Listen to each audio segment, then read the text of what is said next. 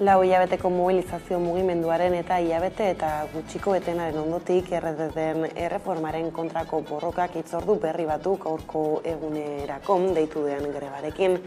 Borroka ez da bukatu eta eztabaida ere ez, Eliot talde parlamentarioaren ekimenez erretreta hartzeko adinaren atzerapena indargabetzeko lege proiektu bat Frantziar parlamentuan eztabaidatua izango baita, ekainaren 8an intersindikalaren arabera, lege proposamen honek lehenengoz Asanblada Nazionalari bozka bidez erretreten erreformari buruzko iritzia ematea ahalbidetuko dio. Asanblada Nazionalean pasako balitz, senatuan bozkatua izan beharko litzateke ondotik. Eguerdion guztioi 12 pasata iritsi da gurean gaur magazinari heltzeko unea, gaurkoan Frantziar estatuko pentsio erreforma hizpide. Erreforman jasotako hainbat neurri erretiro adina atzeratzea edota pentsioa kalkulatzeko arau berriak martxan jartzeko hainbat dekretu argitaratu ziren atzo Frantziako aldizkari ofizialean. 250 manifestazio deitu dituzte gaurko Frantzian eta Ipar Euskal Herrian pentsioen erreformaren kontra. Pentsio erreformaren kontrako aldarriak kalera itzuli dira berriro, bai Ipar Euskal Herrian, bai Frantzian. Erretiro adina 72 urtetik 74 igotzen duen lege reforma, apirilaren erdialdean sinatu zuen Parisko gobernuak. Maiatzaren batean milaka pertsona mobilizatu ziren erreformaren kontra eta manifestazio masiburik izan ez bada ere, protestak jarraitzen duela baieztatu du berriz ere. Guk duguna ere da proiektu bat, gizarte proiektu bat. Erraitea, guk aldarrikatzen duguna da erretreta sistema publiko eta duina guztientzat. Gure ustez alternatiba hori Euskal Herritik Euskal Herriarentzat eraiki behar da. Zeren konturatzen gira, azkenean historiak guri jasoia emaiten digu, Pariseri ez diogu konfientziarik egiten eta ezin dugu ezer itxoin haien gandik, beraz, bagoaz konfrontaziora estatuarekin. Macronek 49.3 artikulua erabili zuen legea indarrean sartzeko bozketa galtzeko beldur zelako, eta dekretuz onartu zuen erreforma Frantziako gobernuak. Ostegunean pentsio erreformaren aurkako beste eztabaida bat izango da Frantziako Asamblean. Izan ere, Eliot taldeak lege proposamen bat aurkeztu du erreforma bertan bera usteko, eta proposamen hori izango da osteguneko bilkuran eztabaidatuko dutena. Grebaguna izan dute berriro iparraldean beraz eta intersindikalean onartzen ez dut ere, labek ere deitu du astearteko mobilizaziora. Sindikatuek gainera argi dute tinko jarraituko dutena. Nekatuak emaiten dugu, ene ustez guk erakusten ari gira, ez garela nekatzen, determinatuak garela eta segituko dugu erretreta erreforma kendu arte. Frantziako polizia antiterrorista gazte bat atxilotu zuen atzo Baionan eta beste 14 Frantziako hainbat hiritan. Hasieran ez duten adierazi zergatik atxilotu zituzten, baina atzoko gauean Frantziako zenbait hedabidek adierazi zuten 2022ko abenduko ekintza ekologista baten harira atxilotu zituztela adi.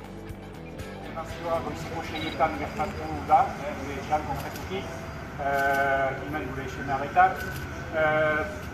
Polizia sartu da bortxaz, sartu gabe, autea utziz, eta orkestu dira polizia antiterrorista bezala, eta inungo informaziorik eman gabe.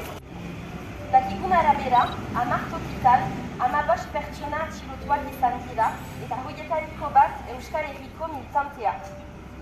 Atxilotuak militanteak dira eta mugimendu sozialetan implikatuak. Hemengoa, Kilmen, borroka sozialetan ere inplikatua den militantea da. Errepresioaren aurka, atxilotuak askatu.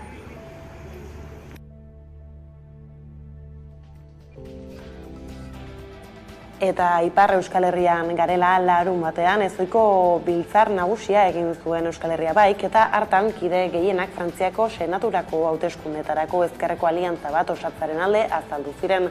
Horrekin hautetsi abertzale bat senatura bidali eta proiektu politiko abertzale ezkertiar ekologista eta feminista indartu nahi dute.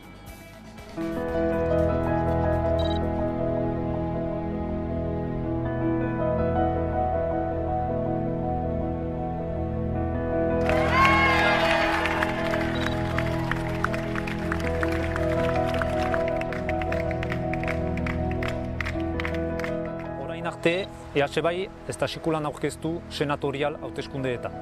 2020ko herri hauteskundeez geroztik, hauteskundez hauteskunde lortutako emaitzeri esker, senatorial hauteskundeetara joaiteko indarra emaiten digu. Horiei esker lortu dezakegu gure proiektu abertzalea Pariserat eramaiten.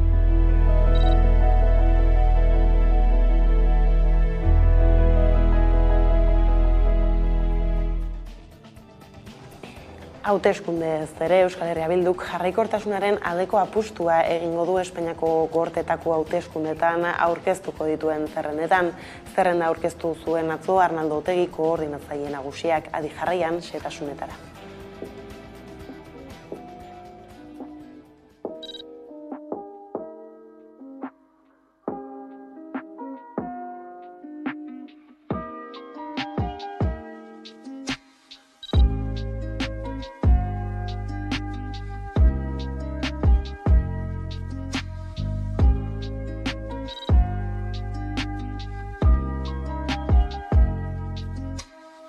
Zerrendaren inguruko lehen planteamendua da jarraikortasunaren aldeko apustua egitea, bai?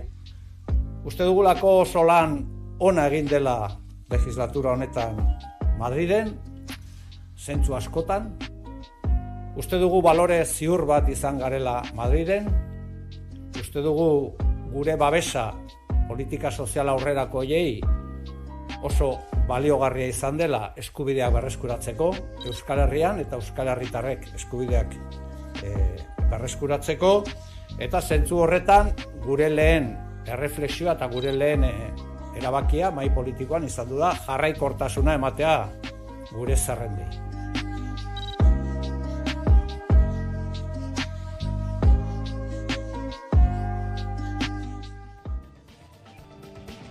Bestaldetik maiatzaren 28ko hauteskundeen ondoren iso, euren arteko akordioa berretxita EAJak eta PSek ez dute PPren menpe soilik egon nahi.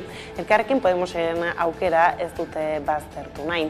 Eneko Andueza PSeko idazkari nagusiak gonbidapena egin dio ezkerreko koalizioari Gasteizko udalean eta Gipuzkoako batzar nagusietan akordioak egiteko. Euskadi Irratiko Faktoria irratsaioan emandako elkarrizketa batean adierazi du haientzat ere onuragarria litzatekeela. Anduezak ez du zalantzan jartzen, Eider Mendoza jeltzalea izango dela Gipuzkoako aldun nagusi eta Maider Etxeberria sozialista Gasteizko alkate.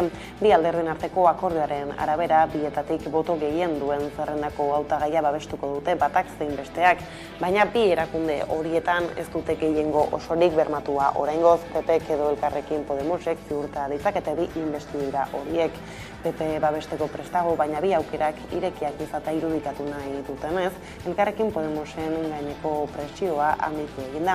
Hala ere, Elkarrekin Podemoseko iturriek adierazi dute ez dituztela bilera batera deitu ere egin. Era berean, David Soto Elkarrekin Podemoseko Gipuzkoako batzarkideak irmoa adierazi du eskaera hori gezurra dela. Elkarrekin Podemosek berretsi du ez dutela babestuko EAJarekin osatutako gobernurik. Gaineratu du gauza bat dela EAJ-PSerekin gai jakin batzuetan zenbait akordio egitea, eta beste kontu bat gobernu akordioak osatzea. Presioaren jakitun koalizioak gogorarazi du ez dutela bermatu ez Gasteizen ez Gipuzkoan Euskal Herria Bilduren hautagaien alde bozkatuko dutela. Inbestidurak ziurtatzeko beste aukera PP da. Eskuineko alderdiak argi utzi du Euskal Herria Bilduren gobernuei atea itxi nahi diela, baina EAJari eta PSeri harrokeria zaritza leporatu die, ez baitute bilera bakar batera deitu. Hau bison arteko lehia bat zelakuan jarri zuten maigainean hauteskunde hauek, eta Euskal Sozialistak ederki asko utzi dugu, eta gainera lehen esaten neban moduan, oindala 4 urte irabazi genituen lekuetan berriro ere irabazi egin dugu, 3 leku gehiagotan berri dobe irabazi egin dugu, eta gainera Gasteiz gobernatzeko aukeria dakagu. Beraz, nik uste dut Euskal Sozialistak ederki asko utzi dugu, batzuek beti planteatzen dituzte hauteskundeak bien arteko lehia baten moduan, eta azkenean guk hauteskunde kanpainan esaten genuen geroz eta importantiagoak izango garela, eta hori egiaztatu egin da hauteskunde hauek eta hori. Gaizlatuta berriz Espainiako Auzitegi Nazionalak 20 urteko espetxe zigorra ezarri dio Carmen Gisasola preso ohiari 1990ean Galdakaon egindako atentatu batean parte hartu zuelakoan. Atentatu hartan miztiketa batean jarritako lehergailu bat leherrarazi zuenetak eta polizia bat hil zuen.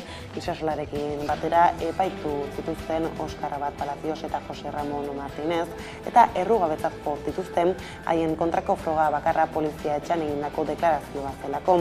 Lehenago ere epaitu zituzten Gisasola, Abad eta Martinez atentatu horrengatik eta Auzitegi Nazionalak errugabetzat jo zituen delitoa preskribatuta zegoela iritzi ziolako, baina Auzitegi Gorenak baliogabetu egin zuen epaiura eta epaiketa berriro egiteko agindu. Bigarren epaiketa horren ondorioz iritsi da orain jakinarazi duten zigorra. Auzitegi Nazionalaren zigor arloko bigarren sekzioak aintzat hartu du bidegabeko luzamenduaren aringarria delitua duela 33 urte gertatu zelako eta auzibidea duela 10 urte inguru ireki zutelako. Gisasola 1990an atxilotu zuten eta 1998an espetxean zegoelarik etak erakundetik egotzi zuen oso kritiko agertu zen etaren jarduerarekin eta Langaiz bidea izenekoan parte hartu zuen 2008tik aurrera. 2014an libre geratu zen espetxean 24 urte eman ondoren. 25 urte bete ziren atzo ertzaintzak Ina Zeberio eta kidea hil zuenetik Gernika Lumon egindako sarekada batean, baina haren heriotzaren ingurua oraindik argitu barik daudela uste du Egiari Zor Fundazioak eta kasua berriro ikertzeko eskatu du 12/2016 legearen bitartez. Ainara Estaran Fundazioko kideak uste du bertsio ofiziala zalantzan ipintzeko arrazoiak daudela. Gainera salatu du giza eskubideen urraketa izan daitekeen hori egin zuen indar polizial berak ikertu zuela Zeberioren kasuan. Ertzaintzak bere burua ikertu zuela alegia. 12/2016 legeari jarraikiz, kasua ikertu daitekela argudiatu du Estaranek eta erakundei eskatu die halaxe egiteko. 1978tik 1989ra izandako motivazio politikoko indarkeria egoeretan giza eskubideen urraketak jasan dituzten biktimei aitortza eta erreparazioa emateko legea da hori.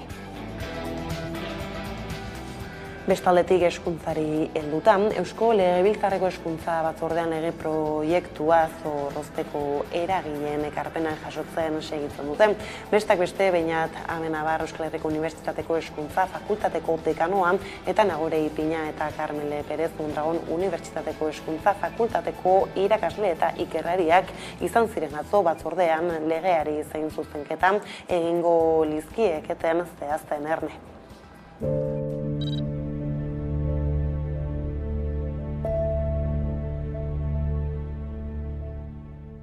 Azken bola honetan kezkaz ikusi ditugu zenbait errealitate, eta horregatik azpimarratu nahi dugu gure ustez Euskal Hezkuntza Sistemak dituen erronkei modu arduratsuan eta justuan erantzun nahi badie, eredu publikoak izan behar duela ardatz. Hezkuntza eskubidea bermatu nahi bada behintzat.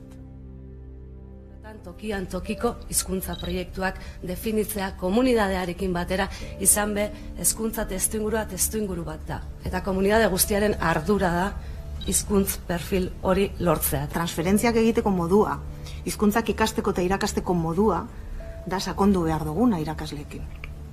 Ikuspegi hori oso garrantzitsua da. Hezkuntza proiektua eraikitzen lagunduko diguna, ezta?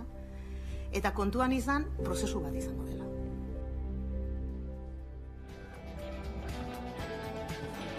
Horrez gain gaur eta bihar hasiko dira selektibitate azterketak Hego Euskal Herrian. Nafarroan 3.822 ikasleek egingo dituzte probak eta 4tik batek bakarrik hautatu dute eredua. Gaur eta bihar artean hasiko dira selektibitate probak esan bezala, gaur Nafarroan eta bihar Araban, Bizkaian eta Gipuzkoan batxilergo eredu guztiendako derrigorrezkoak diren ikasgaien azterketak egingo dituzte gaur gaztelera eta historia goizean eta hautatutako atzerriko hizkuntza bat arratsaldean. Euskara, fisika, artearen historia edo biologia bezalako ikasgai zehatzen txanda bihar eta etzi iritsiko dira. Hautazko ikasgaien azterketak nota igotzeko erabiltzen dira eta ez dira nahita ezkoak, hala ere, azken urteetan gora egin du atal horretan izena ematen duten ikasleen kopuruak 2019an ikasleen 7% egin zuen eta aurten 12%.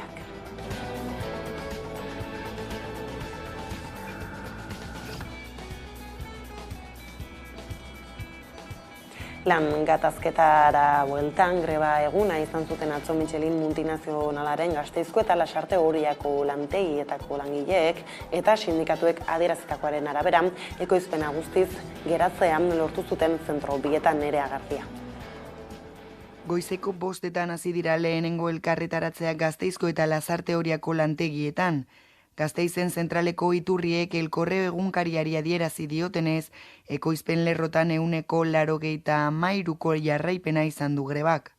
Arabako hiriburuan kokatuta dagoen lantegian 3.300 langilek lan egiten dute. Kamioientzat eta obra publikoetako ibilgailuentzat gurpilak egiten dituzte. Gasteizen gutxiengo sindikalak egin du greba deialdia. Hau da, ELA, LAB, ESK eta CGT sindikatuek langile batzordearen babesik gabe. Komisiones Obreras, UGT, CESIP eta CCM sindikatuek osatzen dute gehiengo sindikala. Azken asteotan greba bertan behera ustea eskatu zuten, baina ez dute lortu. Gipuzkoako lantegian berriz 500 langile daude. Kasu honetan lana usteko deia langile batzordeak egin du. LAB, Komisiones Obreras, UGT, ELA eta CCI sindikatuek hain zuzen ere. 4 greba egun egingo dituzte ekainean eta uztailean, gainera goizeko 9:30 auto-ilara bat osatu dute Lasarte Oriako kaleetan. Michelinek 112ko soldata eskaera eskaini du datozen 4 urteotan. Sindikatuek nahi dute ordea soldateko kontzeptu guztiak inflazioarekin lotzea. Horrekin batera lanaldia eta behin-behinekotasuna murriztea eskatu dute.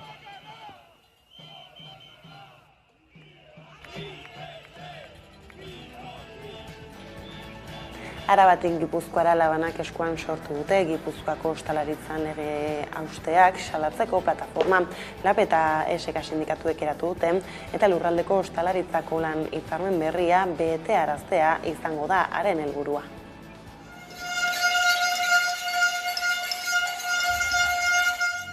Pasaden maiatzean, Gipuzkoako ostalaritzako hitzarmen berria sinatu genuen eta modu kritikoan esan genuen, naiz eta pozten ginen hitzarmenaren gatik ezinbestekoa zela hemendik aurrera hitzarmen horren aplikazioa bermatzea. Beraz, plataformaren helburua inaplikazioak sortu ditzazken abusuzko egoerak salatzea izango da. Horretarako protokolo bat eratu dugu eta kasuan kasu egoera bakoitzari egokion irtenbidea bilatuko diogu.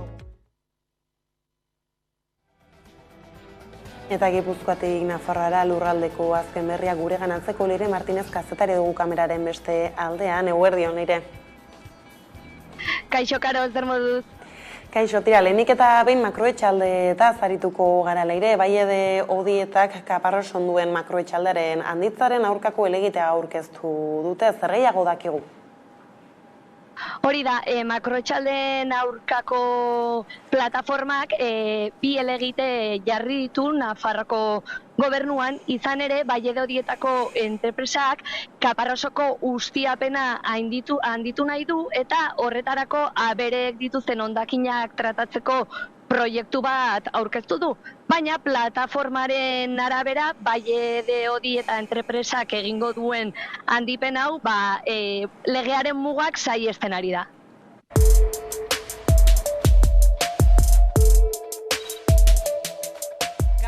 Nazioarteko ingurumenaren eguna dela eta makrogranjaren aurkako Nafarroako plataforma osatzen dugun 15 erakundetatik hemen elkartu gara.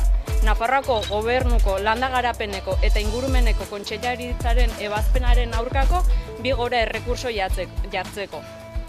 Ebazpenetan, Nafarroako gobernuko departamentu honek baimena ematen dio esnetarako behi hazienda ustiatzeko instalazioa eta hondakin organikoen biometanizazio instalazioa nabarmen aldatzeko.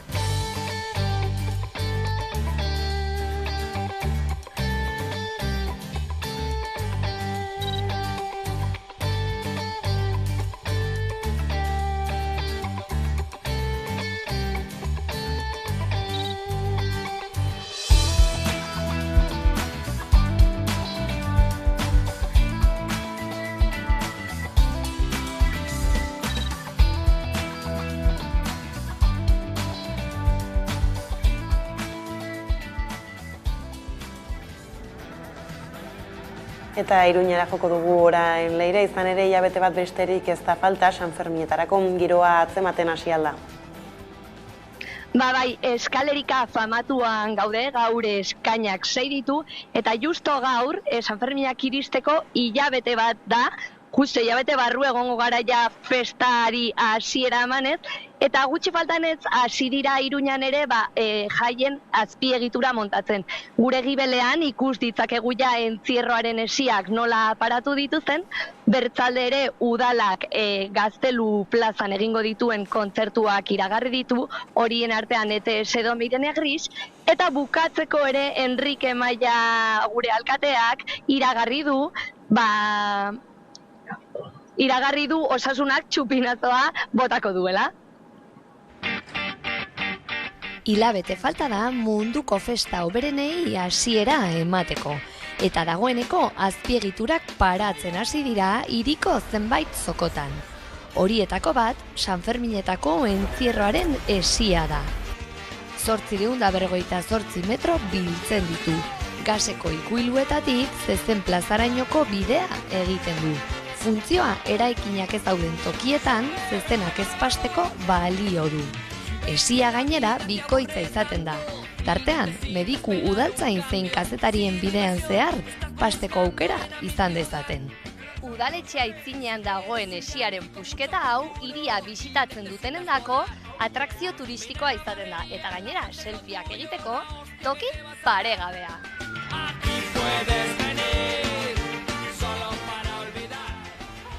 Eta esiarekin batera, udalak Sanferminetako kontzertuak iragarri ditu.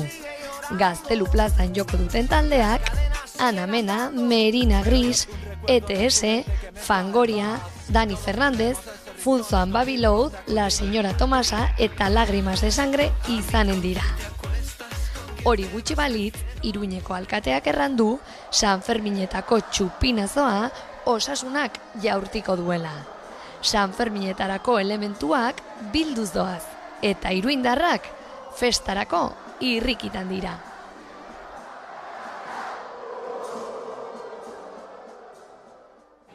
Gainera bada beste berri on bat Iruindarrentzat eta Osasuna zalentzat, ez da Leire? Hori da, datorren pasaen barkatu. Aurreko igandean Osasunak ligako azken partidua jokatu zuen eta gainera Europako txartela irabazi zuen. Izan ere Gironaren kontra 2-1 irabazi zuen. Budibirren 2 golak, armarriak dantzan paratu zituen, eta momentu honetan pre-Sanfermin giroa eta Osasunaren irabazi guzti hauen giroarekin hiria zoragarri dago. Ondo da, Leire, informazio honekin hemen utzi behar dugu konexioa, mila esker eta hurrengora arte. Aio, izan ongi. Eta bestelako ospakizun bati erreparatuko diogu orain izan ere 10 urte bete ditu gure eskuk, orduan erabakitzeko eskubidearen alde dozenak herritar bildu ziren Fikoan, eta itxaropen eta ilusioz gure esku dago ekimena aurkeztu zuten orain gure esku dena. Horixe ospatzeko unea da honakoan, baita ere herri honen etorkizunari begira beharrean jarraitzekoa. Josu Etxaburu gure eskuko bozeramaila dugu kameraren beste aldean, eguerdion. Eguerdion danoi. Kaixo, tira, 10 urte, baino ez, Josu, 10 urteotan erabakitzeko eskubidearen aldeko giro berri bat eragin duzue, ospatzeko hartu duzue tartea baita ere, eta ekitaldia prestatu duzue hilaren 8irako Portugaleten okerrezuan abil, konta iguzu zein da egun horretara begirako asmoa? Ondo zabiltza gainera justu lotu naiz zuekin eta Hamaika telebistarekin Portugalete bertatik. Hain zuzen ere balanketa horretan ari garelako. Eta diozun moduan, 10 urte baino ez, burujabetza prozesuak luzeak izaten dira. Eta urtez urte ekinez ekin, alduntzen jarraitzen dugu. Urratxez urte hauetan badugula zer ospatu esango nuke, eta esango genuke gure eskutik. Garai batean gatazkatsua zen erabakitzeko eskubideaz jardutea konplikatu xamara zenean orain naturaltasun oso hitz egiten ari gara. Eta aldarrikatzeko jaio ezkinen ez da bai egiteko eta gauzatzeko hemen gaude, eta hemendik lotzen nahi naizen momentu honetatik eta leku honetatik ere, halako gogorapen bat etorri zait, esanez, hemen ere, agerraldi txiki bat egin genuela hain zuzen, herri galdeketak egin genituenean. Beraz, badugu zer ospatu ostegun honetan. Hala da, izan ere erabakitzea ariketa konplexua izan da, baina argi dago horretan herritarrak direla protagonista nagusi. Gure eskuko kideek itsasargia gogo eta prozesua burutu duzu orain gutxin. Labur gogoratzerik baldin bada ez, ardatz nagusiak zeintzuk diren?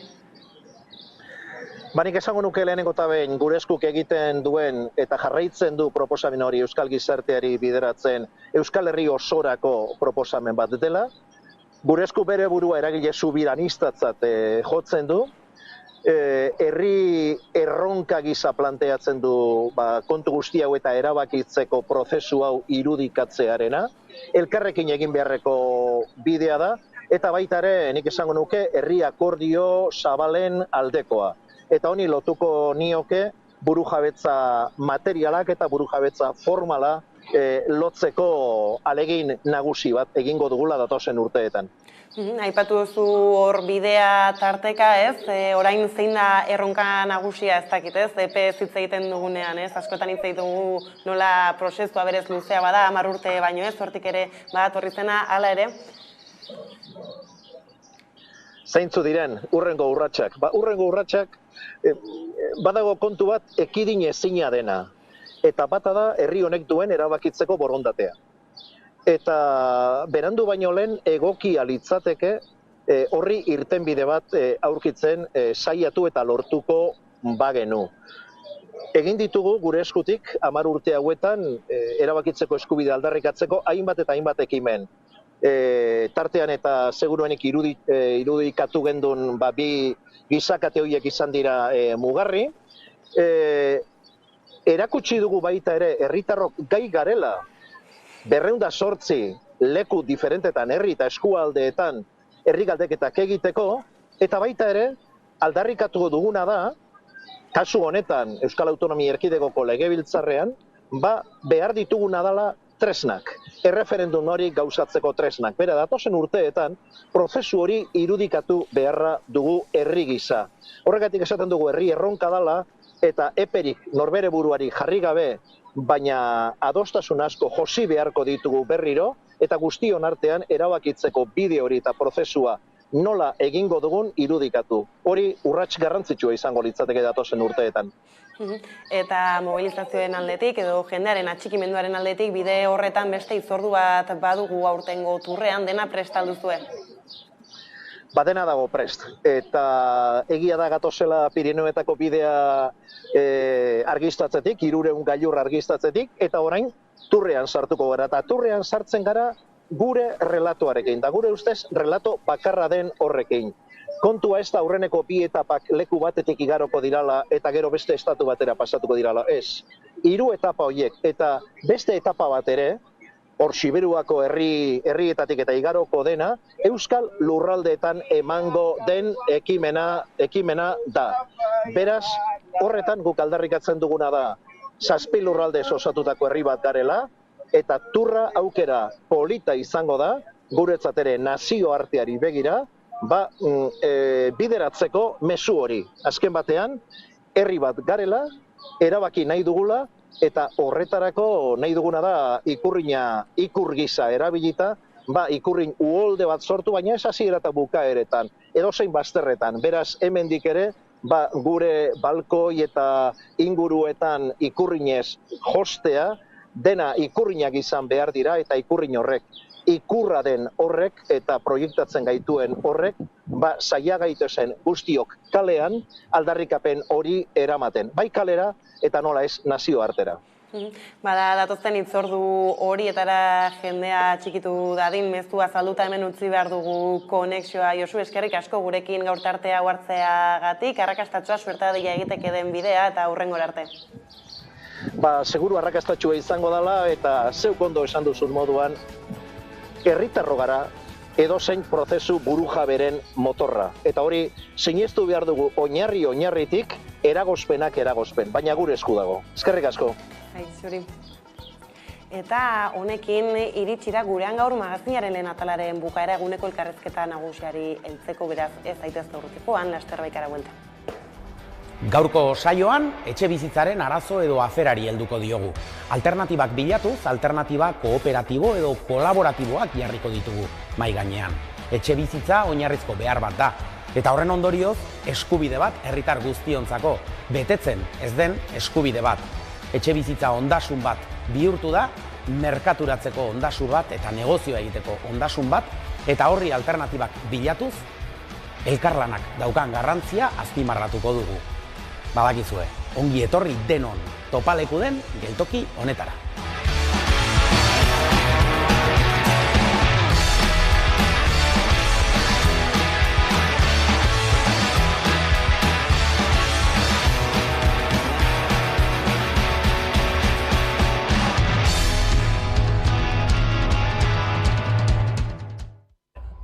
Haupa, gutatxas gara, Paperezko Tigrea abestia entzutera gonbidatzen zaituztegu 11 telebistan. Musikaz bizi saioan.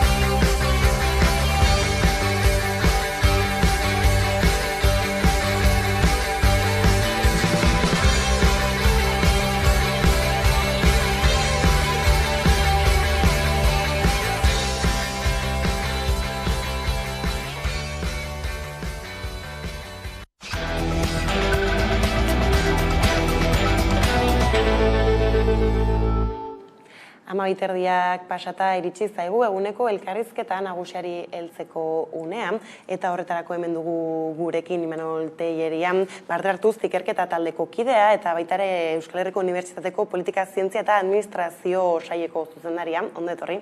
Eskerrik asko.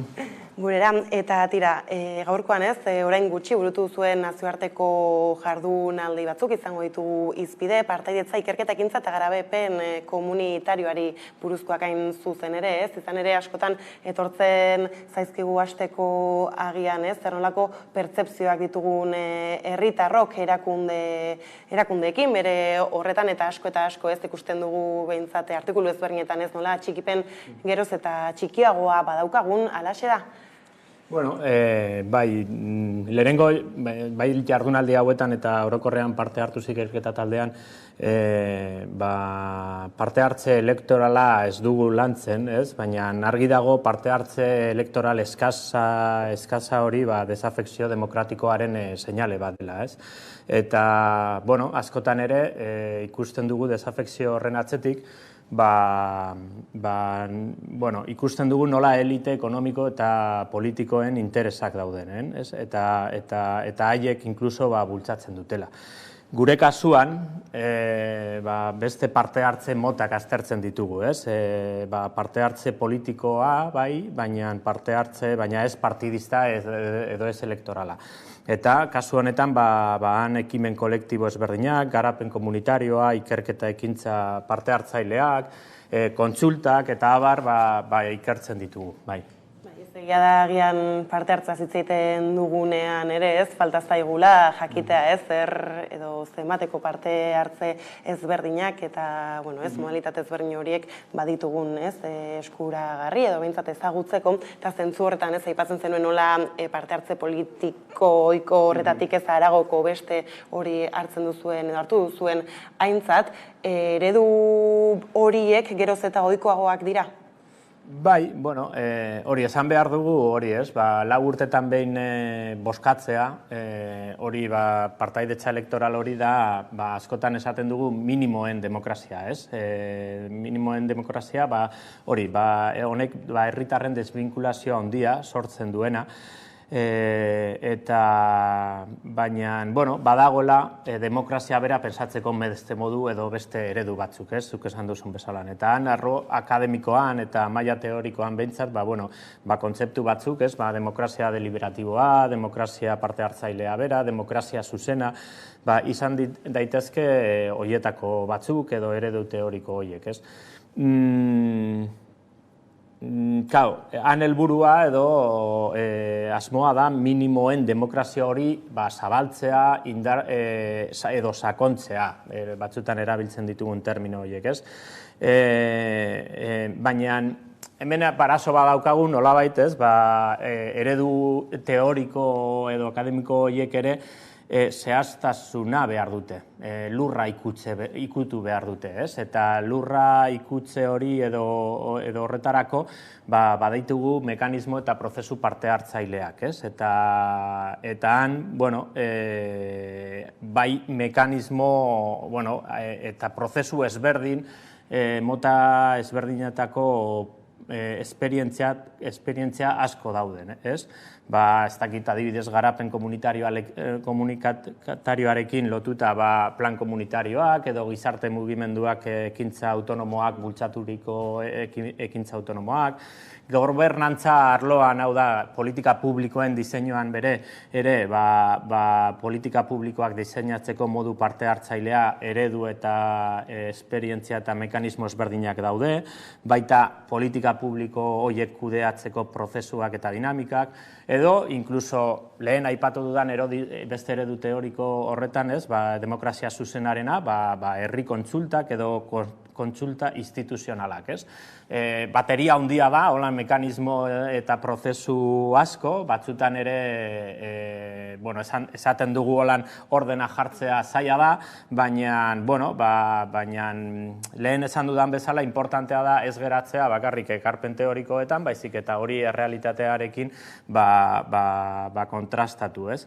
Eta, esan dezakegu gure kasuan, bai jardunaldean eta ikusi duguna edo ikerketa taldea bezala, ez, gure papera edo rola izan beharko zen, hau guzti honen azterketa kritiko bat egitea, ez? Jakiteko eredu teoriko horiek nola funtzionatzen ari diren errealitatean ere realitatea soziala eta instituzionala konplexua eta oso ezberdina da, ez? Eta nolabait pentsatu behar dugu nola hobestu prozesu eta dinamika hauek demokrazia hobeago edo handiago edo sakonago bat egiteko.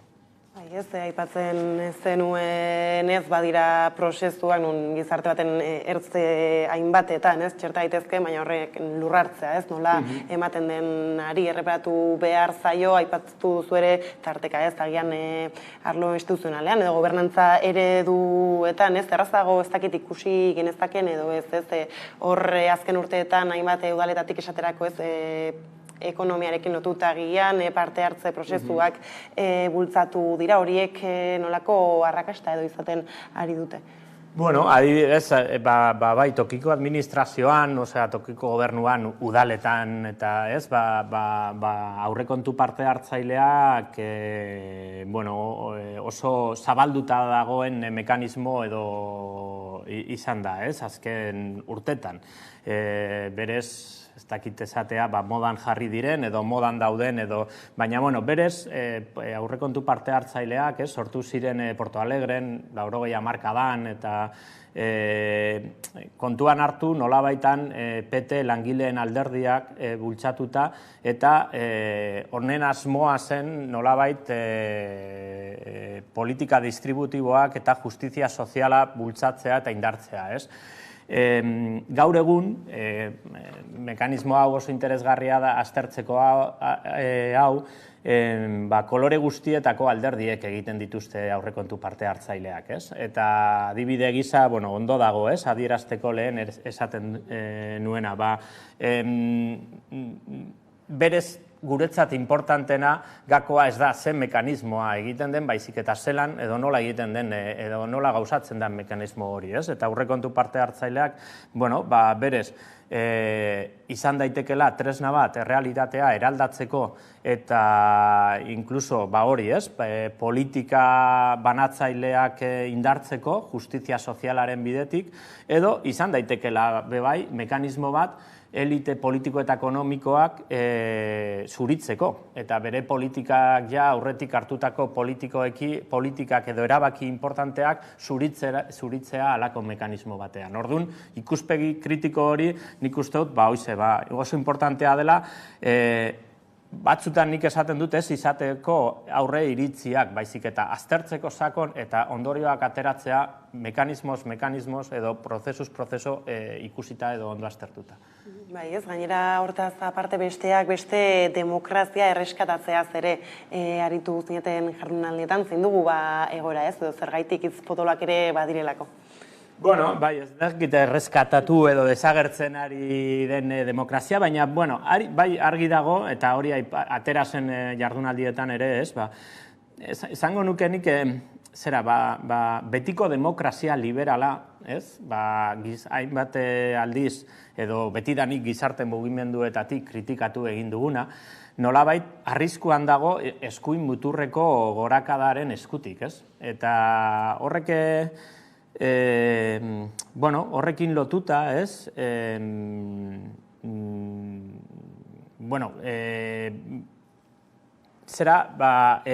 Baita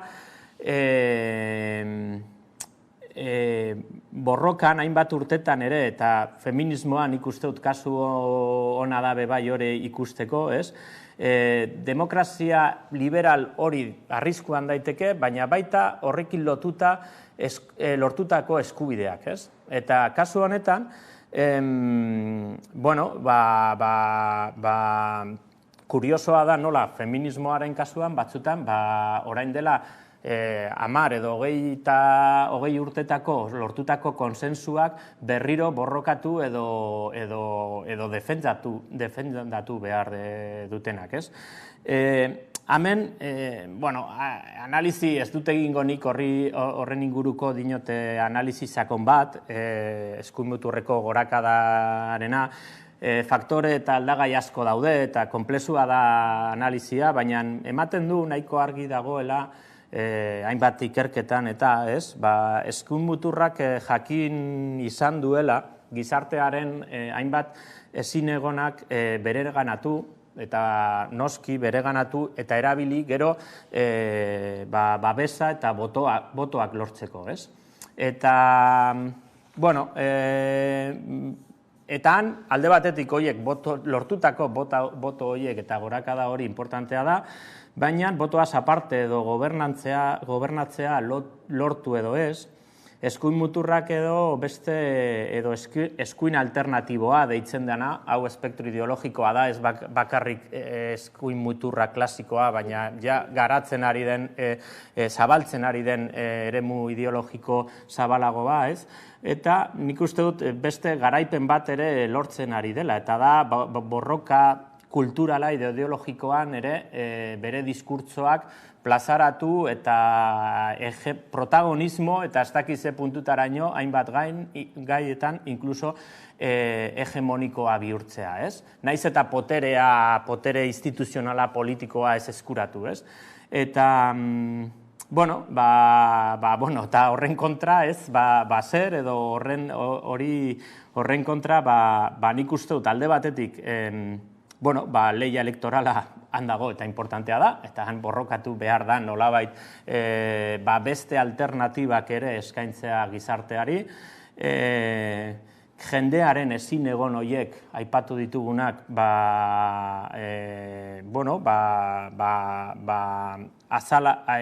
ikusteko, azalarazteko eta sentitzeko beste alderdi edo beste indar politikoek ere bere ganatzen dituztela. Eta gero,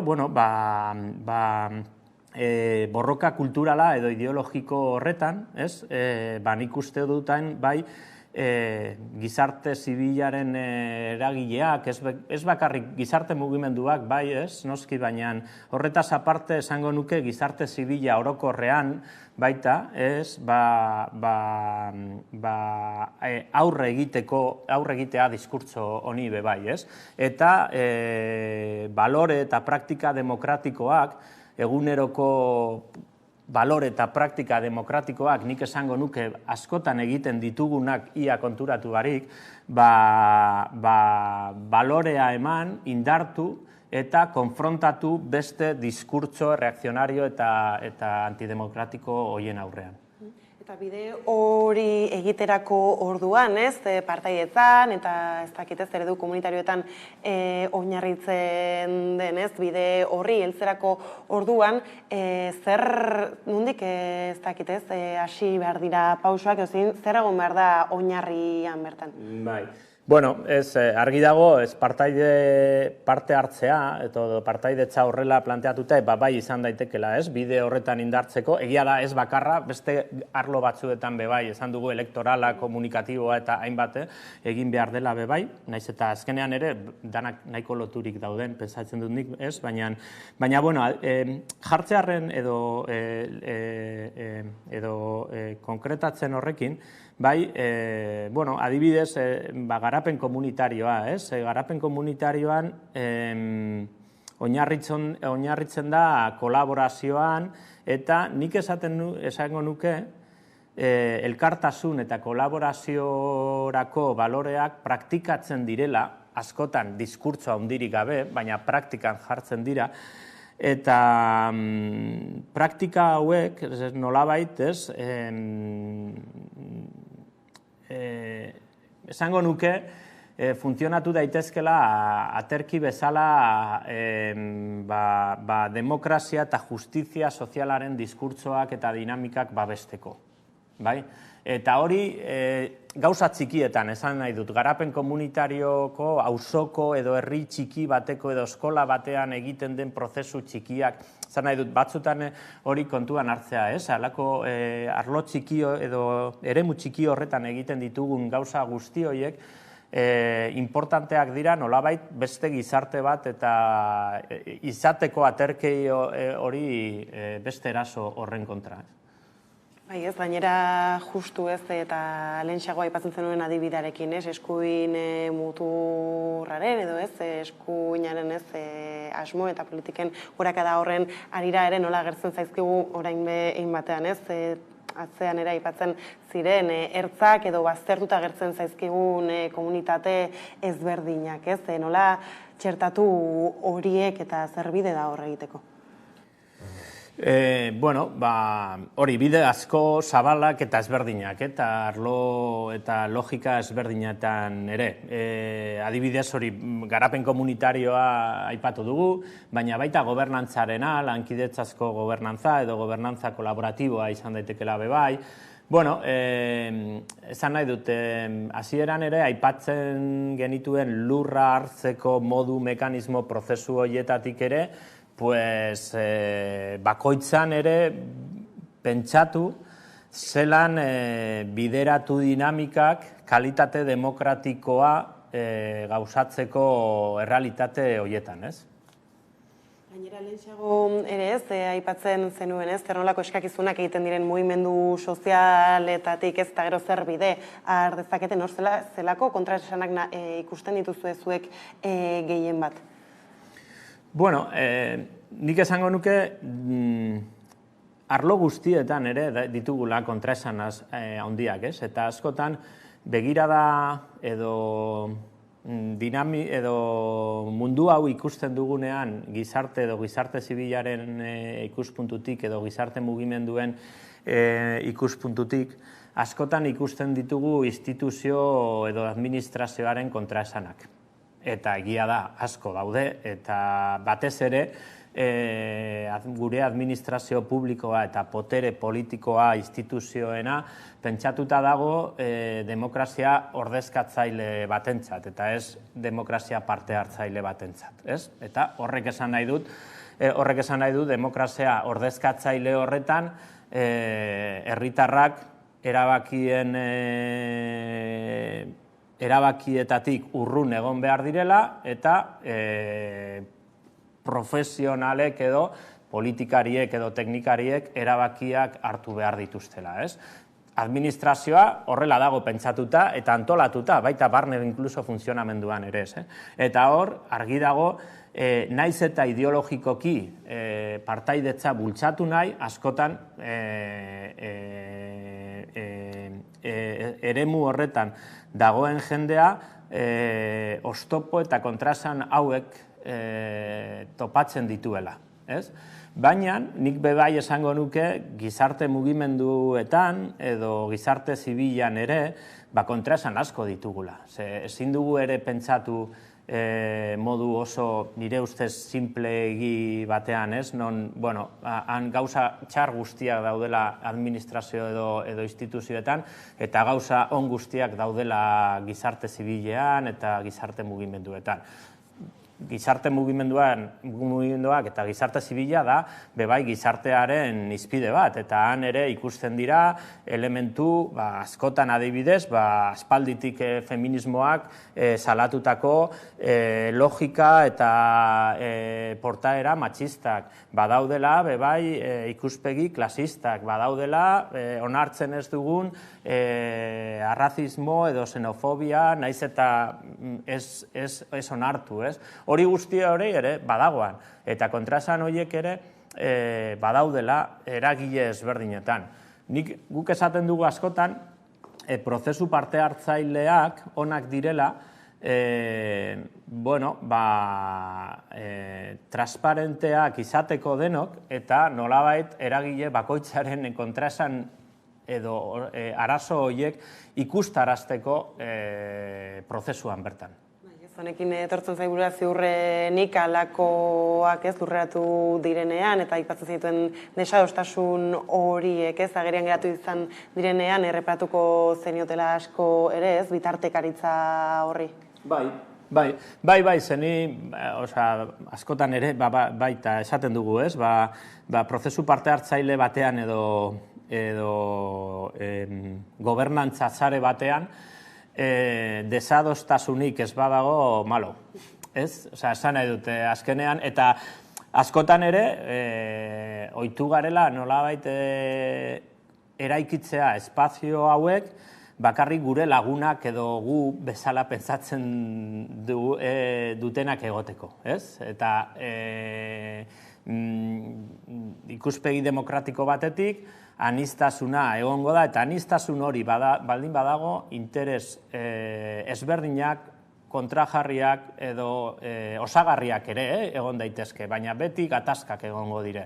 Orduan, oso importantea da nola kudeatzen ditugun desadostasun edo gatazka horiek, ez? Eta hori gobernantza demokratiko edo kolaboratiboaren gakoa bebai, ez?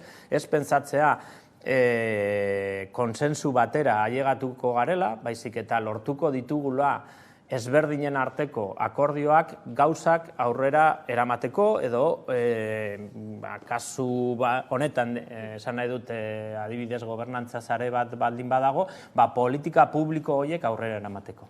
Eta alakoak ez, sortzerako orduan ere, zurbil izan dugunari erreparatuta badirudi pandemia garaia bera ez, izan zela inflexio puntu bat, apurat guztiok ez, gelditzera behartuak izan ginelako, eta egia da hor eredu ezberdin asko, edo behintzat ezagutzen ez zituzten entzatez, txikitik, herrietatik abiatuta, hori komunitatean eraikitako ez hainbat eta hainbat adibide ezberdin azaldu zirela, zer nolako, edo nola repratzen dioztu garai horri aipatzen ditugunez, hori parte hartze, eredu komunitario, eta hoi begira.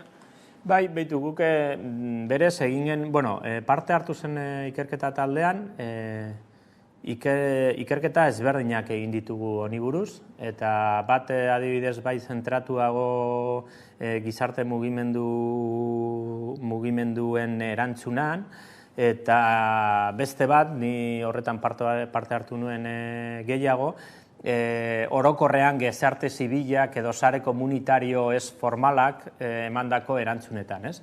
Eta oso gauza interesgarriak agertu zitzaizkigun, ez? Alde batetik ikusi genuen nola komunitateak edo jendeak badaukala edo izan zuen bere momentuan erantzun azkar bat emateko gaitasuna, ez?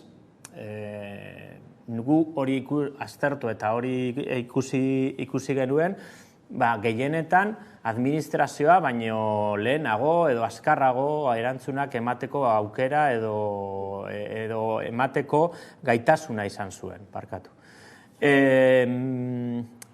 Baina gero, bai, erantzun hori baita aztertzerakoan apurtxo bat sakonago, ikusi genuen nolabait erantzun mota ezberdinak egon zirela. Eta batzuk bai izan ziren nolabait oso puntualak edo nahi baduzu asistentzialistak momentuzko lan arazo zehatzako lan konpontzeko, baina egon ziren beste batzuk haratago joan zirenak, ez? Eta kasu horretan guk deitzen diogu holan, deitu diogu ekimen kolektiboa prefiguratiboa, ez? Eta azalduko dut zer den holan izen horrekin baina. Zera, han ekimen kolektibo prefiguratibo honetan, babesa edo zainketa egiteaz gain, nolabait, salaketa bat egiten da, hau da, injustiziaren salaketa bat egiten da edo salatzen da beste eragileak bere lana ez egitearren, pentsatu zerbizio sozialak esan daitezke, edo hezkuntza edo osasun zerbitzu publikoetan, ez?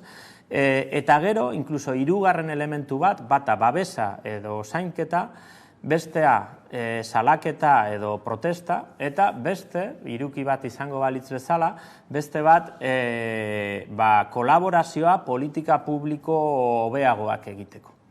Eta han, kasu honetan, hori garapen komunitarioarekin oso lotuta dagoela, ze praktika hori garapen komunitarioan aspalditik egiten ari zen, betetzen ditu hiru elementu importante horiek ekimen kolektiborako. Hau da, komunitatea jendea gure artean babestu, zaindu eta erreparatu injustiziak eta elkartasuna zabaldu hori ez gertatzeko edo hori konpontzeko, beste aldetik, salatu nondik datozen egoera horiek pandemian kasuan, baina pandemiak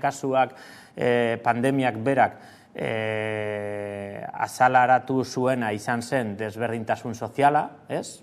Eta hortik dator injustizia kasu horretan, eta gero kolaborazioa politika publikoak modu kolaboratiboan bebai egiteko edo bultzatzeko, besteak beste askoz eraginkarroagoak izango direlako horrela. Zero jardunaldetan hortaz aparte ikerketa ekintzaz ere aritu zineten, ez? Aipatu ditugu beste horretan zelako erresistentziak eta aukerak sortzen diren kasu honetan ez zer nabarmentzen da? Betu, baian, ikerketa ekintza parte hartzailea oso tresna baliagarria izan daitekela gizarte zientziaetatik ekarpen interesgarri bat egiteko, ez? Eta gu gure ikerketa taldea horretan datza, hasieratik, sortu zenetik, eta adibidez daukagun EHUn partaidetza eta garapen komunitarioari buruzko master batean, ez? Han klabea, nik esango nuke, ikerketarako objektua, subjektua bihurtzen dugu, ez? Eta kontua da subjektu hau gai izan behar dela bere errealitatea aztertzeko eta baita eraldatzeko. Hau, nik ez, hori Paulo Freirek esaten zuen, aspalditik esan zuen ez, eta berak esaten zuen hori, talde sozialak kontzienteak dira bere realitateaz. Ez dituzte behar gure zenbakiak, gure datuak eta gure grafikoak. Badakitela pobreak direla eta edo bazterkeria egoera batean daudela. Berak planteatzen zuena zen behar edo tresna metodologikoak behar dituztela komunitate edo giza talde hauek bere realitate hori eraldatzeko. Eta berriro esaten dutez, han ikerketa ekintza parte hartzailea guk behintzat ulertzen dugu edo planteatzen dugu bide honetan, tresna bat bezala, justizia sozialaren aldeko borrokak edo ekarpenak egiteko behintzat.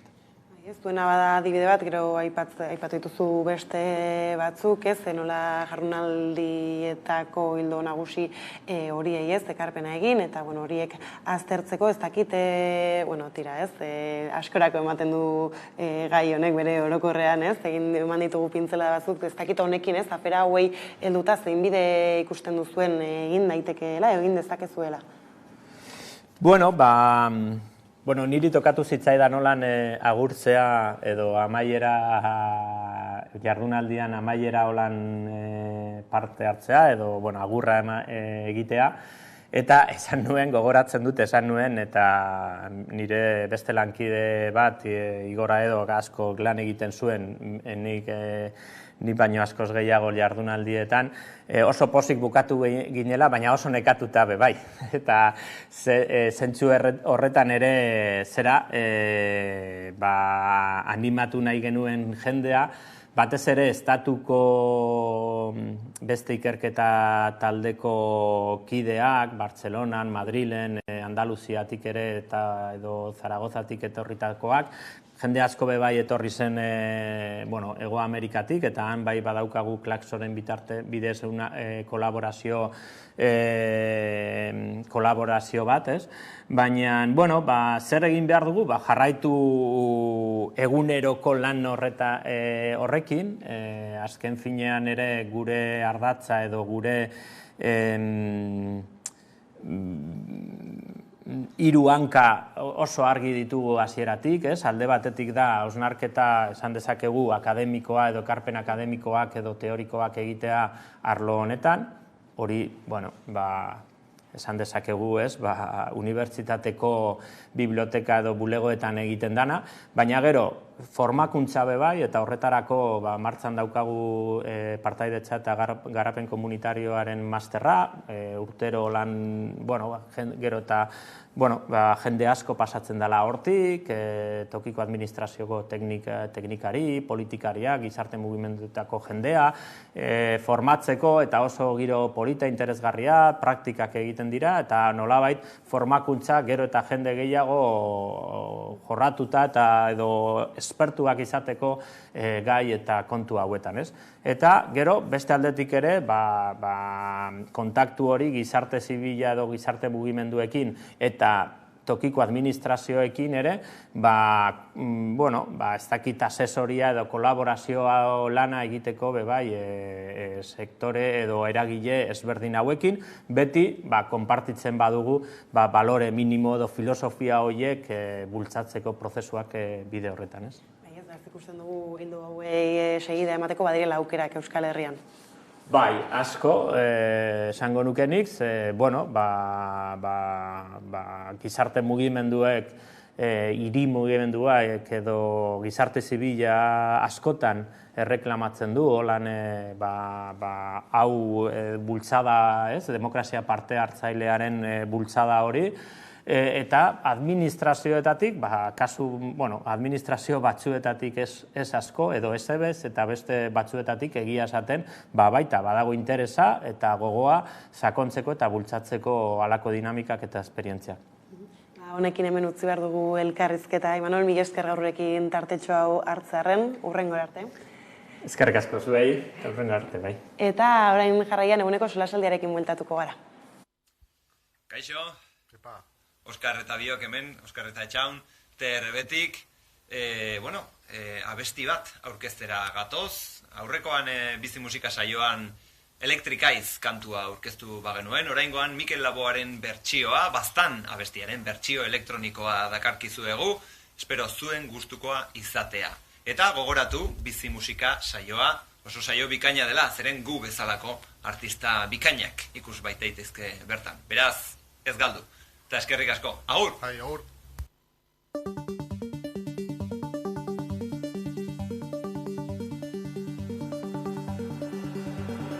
Ez nago ziur, baina egun sentiarekin izango zen baztango bazterrak nere logelan hasi ziren sartzen eta sartzen lekurik ezak nunbait desnatu ninduen segituan jausi nintzen nun nengoen behioa irekin nuen eta emeki baztango lurrean baztan baitan baztan izan nintzen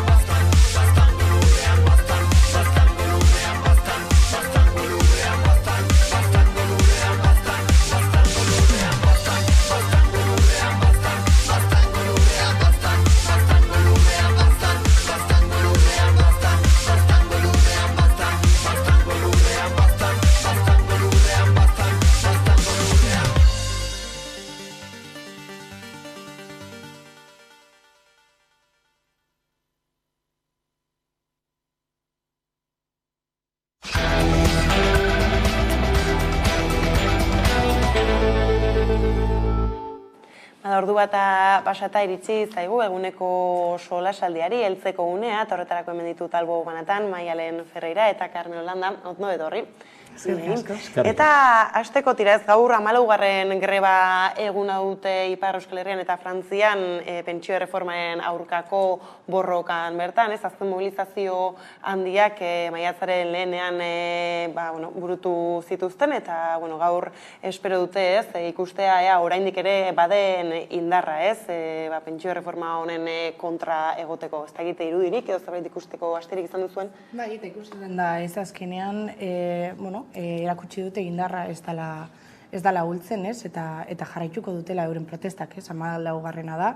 Behar bada, Frantziako gobernuak pentsatan zauen hau ahulduko zala, baina erakutsi dutenez, kaleetan jarraituko dute, eta normala da, ze azkenean badaz pertsona ugari, eta aktivista ugari bebai, eta mugimendu ugari horren pentsio dunen reformaren aurka, eta hori erakutsiko dute kaleetan. Ez bainera justu ostegunarekin ez bada hor aukera Lio taldearen partetik Asamblea Nazionalean gai hau eztabaidatzeko, gero badakigu ez zenbat mekanismo existitzen diren frantses estatuan edo bertan ez dalakoei trabak jartzeko, baina... Bai, hemen azkenean zalantzan eta eztabaidaren erdian kokatu behar dena da demokrazia konzeptua bera, ez da. Nik uste dut, 14 aldiz mobilizatu den herri bat modu masiboan, intensiboan, milioika persona mugitu dira, iritzi eman dute, gehiengo sozial nabarmen bat osatzen dute, eta horren aurrean zer egiten du Macron bezalako presidente batek, halako truko parlamentarioak erabili bereari eusteko, ez da. Kontu ez da bakarrik adina, erretiro adina. Hori baino askoz sakonagoa da, arazoa da, gizarte hauetan, 21. mendean nola gobernatu behar diren. Herriak bere burua gobernatu behar dute, edo halako aldizko Macron batek erabaki behar du gehiengoaren iritziaren kontra eta premia sozialen kontra. Nik uste hori dagola. Eta inpresioa daukat, Parisen aspaldi 78an ere pasada mendean egin ziren egundoko mobilizazioak eta dantza baten jarri zuten gobernua, De Gaulle garai hartan, orain Macroni agian gertadakioke halako zerbait. Nik uste dut benetan serioa dela demokrazia frantzes, jakobino eta autoritario horren irudia dantzan jartzen ari dira, eta nik uste dut krisi larriago eta sakonago bat provoka dezakete. Ez ja erretretaren inguruan, baizik eta sistemaren beraren kuestionamendua planteatuz. Nik uste gai serioa dela, azken aldian gainera barne ministroak eta irainak eta insultoak besterik Gerald Darmanin barne ministroak, halako irainak eta insultoak besterik ez ditu erabiltzen erantzuteko, eta nik uste hori krisi sakon baten sintoma dela. Izan ere kasu honetan ere iragarri dute Asondako presidenteak, eta gobernuko kideek nola trabatu behar dute, trabatuko dutela, aipatzen genuen ez da lehen aldia, beraz hori bada, herritarren motxilara gaitzeko beste harri bat gehiago. Bai, hori da ez. Eta gero beste gauza bat aipatzekoa da, 11.000 agente arituko direla martxetan poliziak, ez? Eta azkenean diostez operazio ikaragarria da. Eta horrek behar bada, nahi badauko, ez? Behar bada protestak violentoak direla erakutsi nahi izango dute, ez?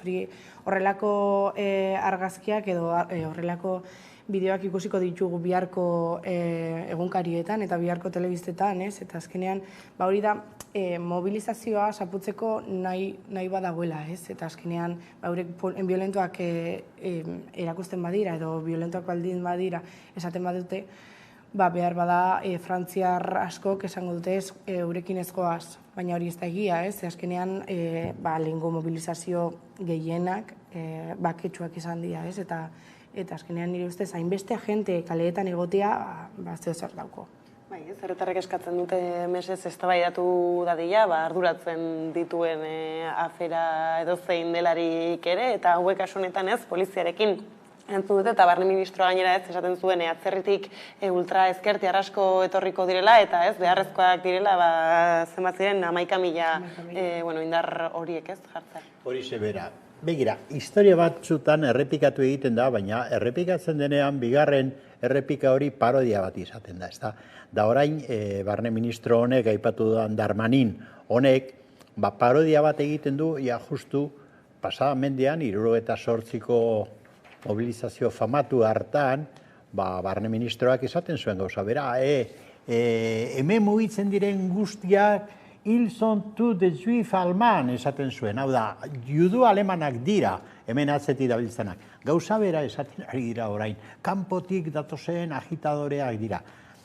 Milioika pertsona Frantzian ezin dira kanpotik datozen agitadore izan. Eta horrekin, parodia bat egiten dute besterik gabe. Nik uste arrazoia guztiz galdu dutela, gobernariek eta ari dira, aitzakien bila errepresioa areagotzeko, ez da? Nik uste dut hori ez dela bat ere onargarria. Nik uste manifestariek arrazoia dutela, eta minimo, gutxienez, gobernu frantziar honek eta Macrone berak egin beharko luke seriotan hartu gaia, eta gaia da gobernatzeko modua bera, ez da? Eta hitzegin gizartearekin, da gizarte ordezkari horiekin hitzegin da negoziatu seriotan. Gauzak aldatzeko, gobernatzeko moduak batez ere aldatzeko. 21. mendeko despotismo bat sortzen ari dira, eta nik uste dut hori ez dela inondik inora onargarria.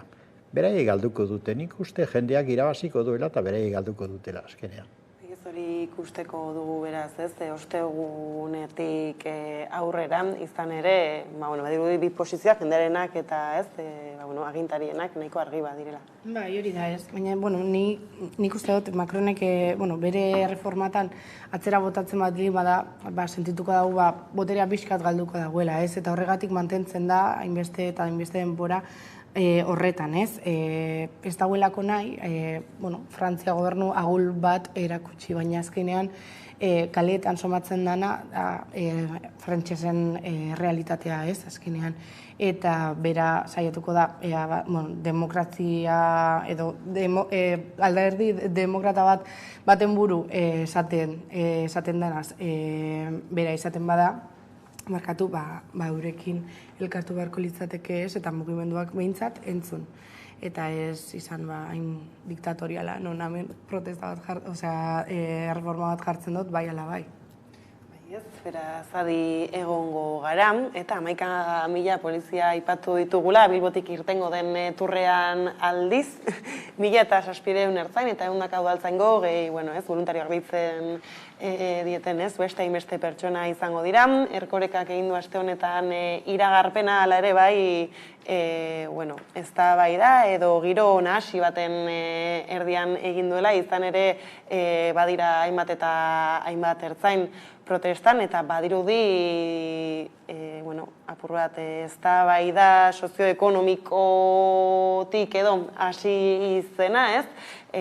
Arazo instituzional bat bilakatzen ari dela? Claro, baina begira, hemen nik uste dut parada hartu behar dugula aztertzeko hor sakonean zer gertatzen ari den, ezta.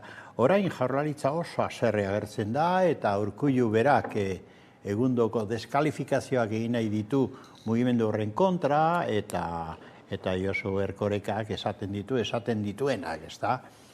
Baina, errepara dezagun gauza bat. Orain dagoen ertzantza hori EAJaren semekutuna da. Hau da, beraiek sortutako ertzantza da hori. Eta beraien eredura gogoratu batetik Berroziak nola sortu zuten, hau da, etxe barrutik sortu zuten ertzentzaren embrioia, ez da, Berroziak. Gero Erretolazaren garaiak etorri ziren, Luis Mari Retolaza. Eta ondoren gogoratu Juan Mari Atutxa. Hau da, gauza oso larriak bestea beste ejekuzio extrajudizialak, nazioarteko zuzenbidearen konzeptuetan aipatzeagatik, ez da, beste izen gogorrago bat ere eman dakioke, baina esan dezagun ejekuzio extrajudizialak, Ina Zeberio Gernikan. Gaur da eguna oraindik, bai familiak eta bai abokatuek eta erakundeek, ari direla orain eskatzen argitu behar dela, ikertu behar dela, nola erail zuten ertzainek Ina Zeberio. Erail egin zuten Gernikan eta ospitalerako bidean. Hori argitu behar da, ez da? Bueno, Txurko, hemen Begoñan, beste berriro ere, Ormazabal, beste ejekuzio extrajudizial bat. Gauza oso larriak. Geroztik, etorri da Erkoreka, eta ikusi ditugu ertzainak, claro, negoziatu zen Estatu Espainiarrarekin. Zema Guardia Zibil dago ertzantza honen barruan, zema Polizia Espainiar, zema ultraeskuindar, hau diot ezagutzarekin. Euskal Telebistan agertu zen programa batean, tipo bat, ertzaina, berak aurkeztu zuen bere burua ertzain bezala, da ezaguna, kamiseta, eskuin muturreko kamiseta, Espainiaren aldeko pulserak, hau da, etxe okupazioen kontra ari den talde eskuin muturreko hori lagundu egin dute eta ikusi dugu nola elkarlana egin duten, hori guztia gertatu den bitartean isilik egon dira. Eta orain, noski ze gertatu da, beraien semekutuna, deskontrolatu egin zaie. Hori da gertatzen dena. Ertzantzak behar du aldaketa sakon bat, behar dugu bestelako eredu bat, biztan da, behar da, hor, ondo aztertu, lehen esan dudana, zenbat, indar, inteligentzia zerbitzutako, eta ez inteligenteak, baina Guardia Zibila jatorriz diren, polizia eta Guardia Zibilen partaide horiek egiten duten hor, ikusi behar da, eta depuratu behar da hori, noski, da beste eredu bat egin. Ez hau, langileak greban daudenean jipoitu egiten dituztenak, da aldiz, beraien taldekoak 1.100 euro gehiago eskatzen dutenean txalotu eta utzi egiten. Hori da daukatena, baina berai sortu dute hori. Jendarte aspalditik badabilela, ohartarazten, ertzaintzaren barruan badirela hainbat eta hainbat problema, aipatu dituzu orain batzuk, eta egia da orain hasi direla badirudi, agintariak, erkoreka, ertzainen burua baita ere, ohartzen edo ohartarazten, nola arazo bat baduten, ertzainen buruak esaten zuen saiatzen dela barrutik konpontzen, eta ikerketa ere zabaldu dute, Gasteizko tranbian gertatutakoaren aritik, hala ere ez dirudi horrek apalduko dituenik. Nire ustez monstrua geroz eta handiagoa egiten ari da, azkenean olako ultrak bazeuden ja.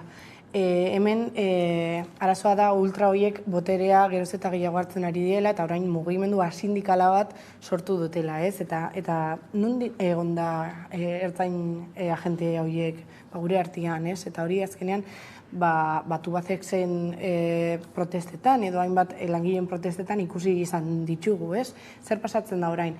Behar bada gizartea alako indar poliziaren aurka azaldu dala, eta alako indarra pandemiaren geroztik ere, pandemian ere hemen Bilbon asko pasau inzien, boter pixka bat ematen dut zizu, eta azkenean jendearen aurka agertzen dira, eta nire ustez ertzainera sartzeko barrera geroz eta gehiago jarri beharko dituzte, Eura jartzen dute barrera fisiko ugari, proba fisikoak, baina psikologia testa oso errexea da.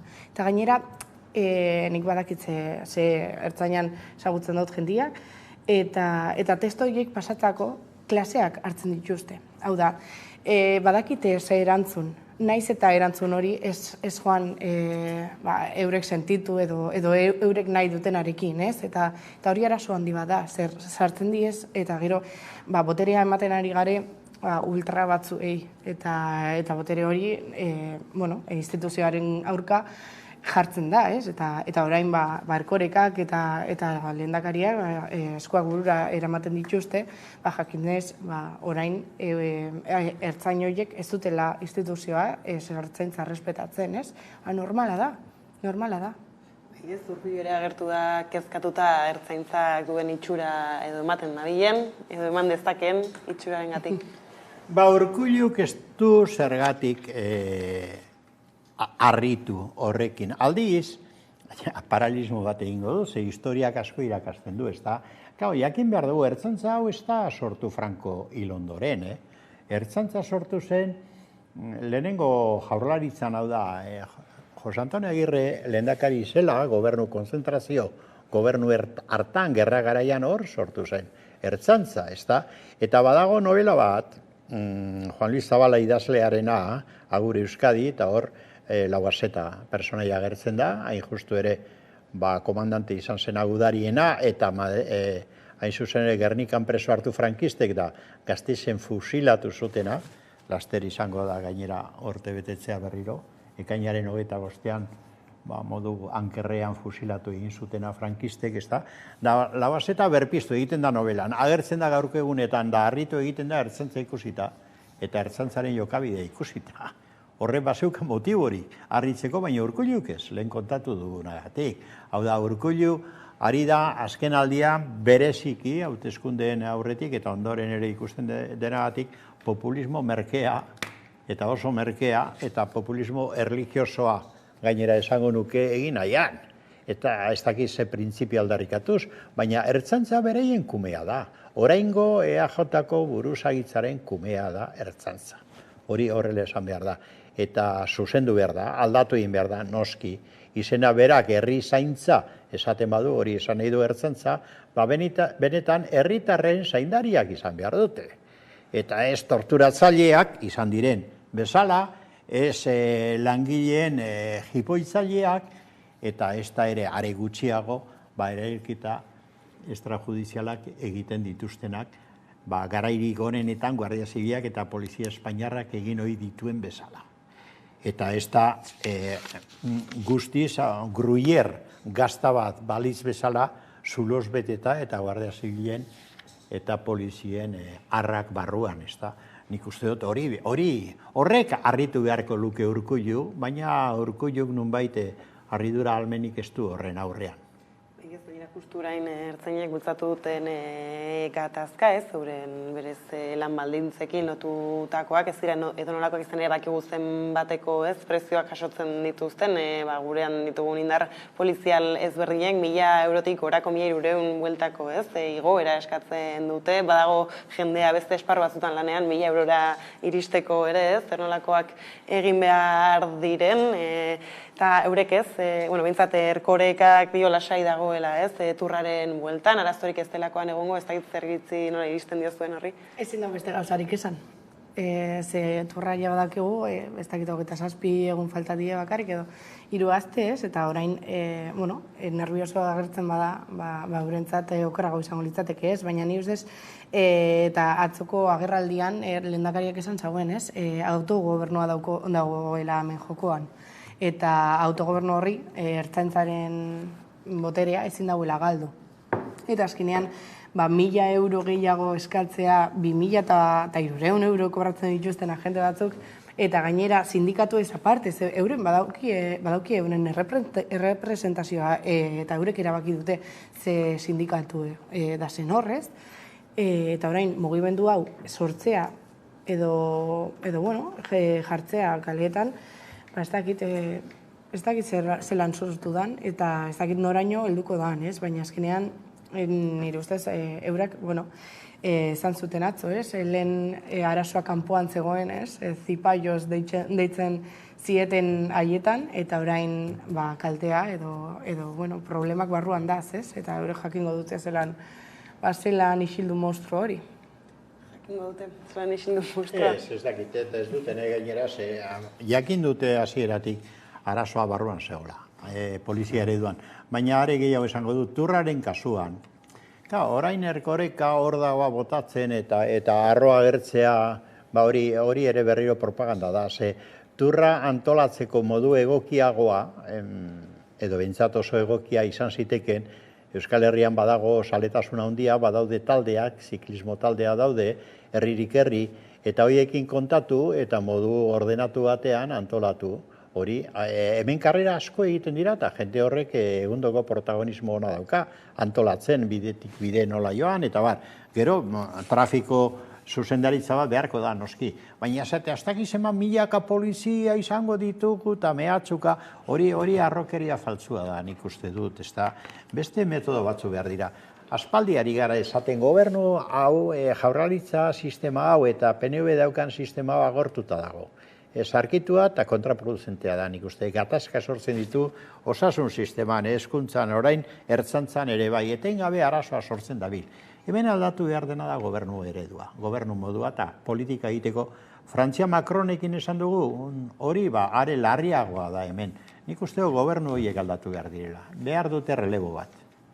Bainera jendari ere kuriosoa egin zaio ez nola arkautiko, bertan ikasten dabiltzanak ez, bieliko dituzten, ez dakit gatazka hau, ustez erdi balitzera zerbait gertatuko balitz, turraren baitan, ez dakit gainera erkorekak ere ez, gero harreta jartzen zuen jendartean ez, adi biltzeko turre egunetan, nola ez, hartzeko oporraldia ere badenez ez, errepietan eta zer nolako problemak egon daitezkeen, hartzeko transporte publikoa bera, eta gu ibili gaitezan adi. Hori da ez, eta azkenean badaz zailtasunak herri horietan, eta herri pila badi, ia gehienak ez. Baina, gero bai, voluntarioak eskatzen dituzte, ez die jendea ez da apuntau. Ze azkenean, nor nahi dau voluntario gisa fatea alako organizazio batera, ze Carmeloke ondo aipatu dago moduan. Ez diete kasurik egin ziklisten elkarteei, herriko elkarteei. Eta orduan, nire ustez, horiek voluntario izateko zerbait egin beharko zien eurekin, ez, edo elkartu, edo bintzat, erabakiak hartu. Eta gero polizian, jarri dute gai terrorismoaren aurkako polizia batzuk, non ez dakitze zelan egingo dituzten, ez, baina hor badauki alako beldur bat, non hau perfektua erten bada. Ze azkenean mundu osoa, edo bintzat ziklista sale pilo bat hemen erne egongo dira zer pesatzen den hemen, ez? ikusita, ez? Eta eurei ez daie merezi hau perfektu ez izatea. Eta orain, euren barruko mugimendu bat, ertzain mugimendu bat, euren aurka agertzen baldin bada, hori kolokan jartzen da, ez? Eta hor dago arazoa, eta gero bai, herritarrek ez dakite turraren aurka, baina behintzat gestio honen aurka agertzen baldin badira, bai berdina. Turra eta karrera ziklista hauek ezin dira bihurtu gai polizial bat. Eta hori da nik uste orain Jaurlaritzak egiten duen akats larria. Berei daukate arazo bat, ertzantzarekin, eta bihurtzen dute hori populazioaren aurrean, guztion aurrean, gai polizial bat. Turra ezin da izan, gai polizial bat. Turra izan daiteke aukera bat, da espero dut aprobetsatuko dugula Euskal Herria munduaren aurrean agertzeko, da ezagutzeko. Eta gero, kirol bezala, benetan oso interesgarria da, nik urtero jarraitzen dut aldudan neurrian Turra, eta ni bezala ikusten dut auzoan da jente asko, ez da, orduan, nik uste dut Euskaldunok agertu behar dugula, batetik kirol saletasun hori modu alaian da positiboan, eta bestetik Euskal Herria agertu, hau da, hau Euskal Herria da, eta Turra hori da Euskal Herriti pasatzen da mundu aurrean agertzeko aukera paregabea da. Ikurrin erraldoi bat egiteko prozesu badago abian, hainbat okitatik proposatzen da Euskal Herria agertzea, eta nik uste hori egingo dugula, baina polizia hor sobran dago. Horretan guztian, ertzantza hau sobera dago leku gehienetan. Hori da tamalez EAJak sortu duen arazoa. Eta arazo hori konpondu behar da, seguruenik EAJ gabe, eta beste gobernu batzutan egin beharko da. Bestelako bide horiek irekitze bidean, badaude aipatzen zenituen, gure eskuk iragarri dituen hitzorduak, beraz, horra deialdia lehentxago ere hitzein du Josu Etxegurekin, deialdia zabalik, eta ertzaintzaz gabiltzala, beste kontu bati helduta, aipatuko dugu orain ertzaintzak abiatutako ikerketa baten emaitzak Galder Barbado, eta Aitor Zelaiari 4 urteko espetxe zigorra ezarri dio Audientzia Nazionalak berak, asteburu honetan, igandean protesta jendetsua eginda Murrion, hause bera gaitzesteko, baita beste hainbat eta hainbat kontu ere, eta horiek gure ganatzeko badaukagu kameraren beste aldean Maialen Muguruzan, Kerkeriari Stop plataformako kidea. Kaixo, Maialen. Kaixo. Tira aipatzen egon gara labur ikerketaren emaitzak, zer ari dira gazte arabarrak pairatzen? Bai, apur bat hori kontestuan jartzeko, kokatzeko 2019an hasi zen prozesu hau. 2019an Aitor eta Galder atxilotuak izan ziren, ertzaintzaren eskutan, eta Madrileran ama zituzten. Horren ostean espetxean egon ziren 6 hilabetez, eta aske utzi zituzten epaiketaren zain. 2021ko urtarrilean epaiketa izan zen Audientzia Nazionalean, eta bertan Angela Murillo epaileak 4 urteko espetxe zigorra, urtebeteko zaintzapeko askatasuna eta 10 urteko inhabilitazioa ezarri zien bi gazteei. Horren ostean 2 urte pasa dituzte errekurtsoak tarteko Auzitegi Gorenak erabaki bat hartzeko, eta maiatzaren 25ean Auzitegi Gorenak bere azken erabakia eman zuen, eta bertan berretsi egin zuen apur bat Auzitegi Nazionalak esandako guztia, eta orduan Aitor eta Galderri berretsi egin die zigor hori edo kondena hori, 4 urteko espetxe zigorra, urtebeteko zaintzapeko askatasuna eta 10 urteko inhabilitazioa.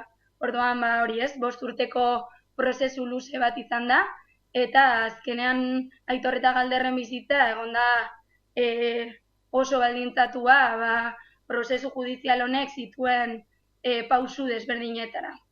Bai, eta badukagu aipatzen duzun guzti hau alde batetik eta bestetik, igandean aipatzen zenuten bezala nola baden Euskal Herriaren kontra egin den, burutu den beste eraso bat gehiago, zer suposatzen du honek? Bai, guk balioan jarri nahi duguna da, azkenean Euskal Herriak eman duela pausu bat, duela hamarkada luze bat beste testuinguru batean murgiltzeko, edo horren aleginetan dagoela, eta orduan badirudiela ez batzuk oraindik iraganera kateatu nahi gaituztenak, iraganeko kontu batzuekin lotuta mantendu nahi gaituztenak, eta kartzelak ustu beharrean, oraindik ere kartzela horiek betetzen tematuta jarraitzen dutela, apur bat mendeku politika horre bidegabe horri eutxiz, eta guk esaten duguna da, Euskal Herriak eta Euskal Jendarteak pausu bat aurrera eman duela, konpromiso bidean dagoela, eta olako kasu hauek ez dutela gaur egun kabidarik. Orduan horretan hori da balioan jarri nahi izan duguna, azken elkartasun fase honetan, Euskal Herriak aurrera egin nahi eta behar hori duela, eta ankerkeria kasu hauen aurrean eta bizi izan ditugunen aurrean, Euskal Herriak badaukala gaitasuna aurrera egiteko. Bai, ez, baina zentzu horretan anakronismoa eta krudelkeria aipatzen zenuten besteak beste, esanguratsua bada ez, iruditan ikusten dugun modua nola adin, eta belaunaldi ezberdinetako ez, jende mordoa batu zen protestara, orain zein da egiteko dugun edo den bidea?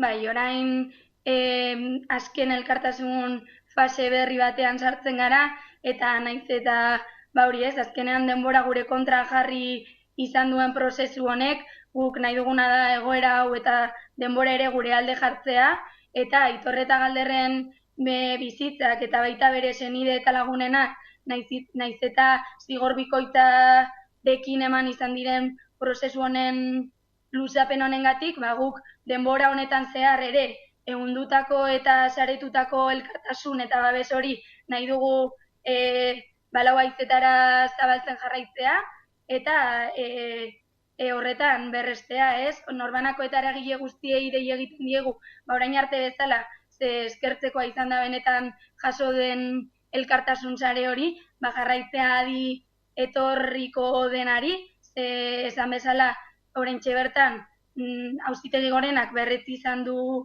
sententzia hori, baina Auzitegi Nazionalak esekutatu behar duenez, bai atxiloketa bidez, edo notifikazio bidez emain daiteke azken pausu hau, eta horregatik hori ez, egindako bide luze honetan berresten gara, zabaldutako mezu guztietan, eta deia hori egiten diogu jendeari. Deialdi hori zabalduta eta atozenetara adi izango gara ere, eskerrik asko Maialen gurekin hitzaiteko tartetxo hau hartzarren eta hurrengora arte. Zuei. Tira ez, argi azaldu du Maialenek ez zein den egoera, zer bizi izan duen ez, herri honek ere, eta nola jarraitzen duen lako erasoak pairatzen.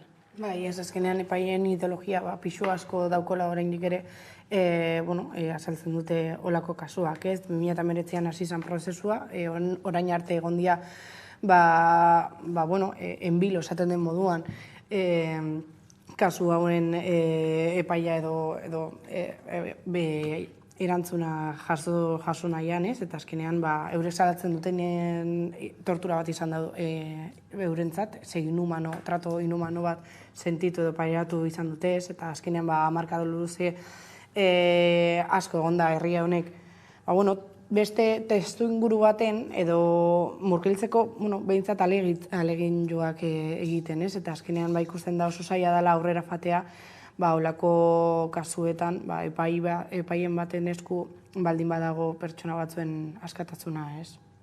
Maiatzaren 28 baino bi egun lehenago, iritsi zen epaia ez dakite kasualitatea den ala ez, eta Carmen, nola erreparatzen diozu auzi honi? Hemen kasualidaderik ez dago, hori hasteko. Ez da, hor kasualidadetik urrun gabiltza tamalez.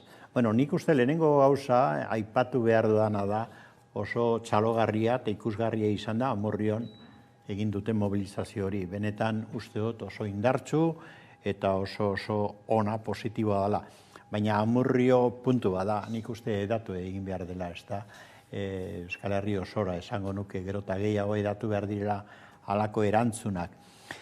Gero anakronia aipatzen da, edo anakronismoa dena hau, ez da, tamalez ez da horrela nire ustez. Tamalez hemen arazoa sakonagoa da, hau da. Estatu Espainiarra bera zer da, hori da kontua. iraganeko kontu bat berpiztu nahi dutena eta horrela enfoke hori ematen badiogu, geure burua ere engaina egin dezakegu zergatik. 2 hilabete barru egon daiteke berriro PP Vox gobernu bat, hori da amenazu serio bat, eta hori hor dago, ez da. Orduan, ez da kontua estatu honetan bertan iragana atzean utzi eta berriztu behar ditugula gauzak. Nik uste beste kontua da. Estatu honek, Angela Murilloz betetako epaile sistema bat dauka, Audientzia Nazionala bezalako, Gorena bezalako tribunala ditu, eta hor daude benetako arazoak nik uste, ez da. Egitura, estatu honetan gauden bitartean, alakoa gertatuko zezkiu behin da berriro. Ari dira fabrikatzen orain ere une honetan makroprozeso berriak. Jentea oso historia zaharrengatik epaitzeko. Eta desagertu zen aspaldi guztio dakigun legez da beraiek berpizten dute eta alduten bakoitzean. Esan hori da estatua, ez da?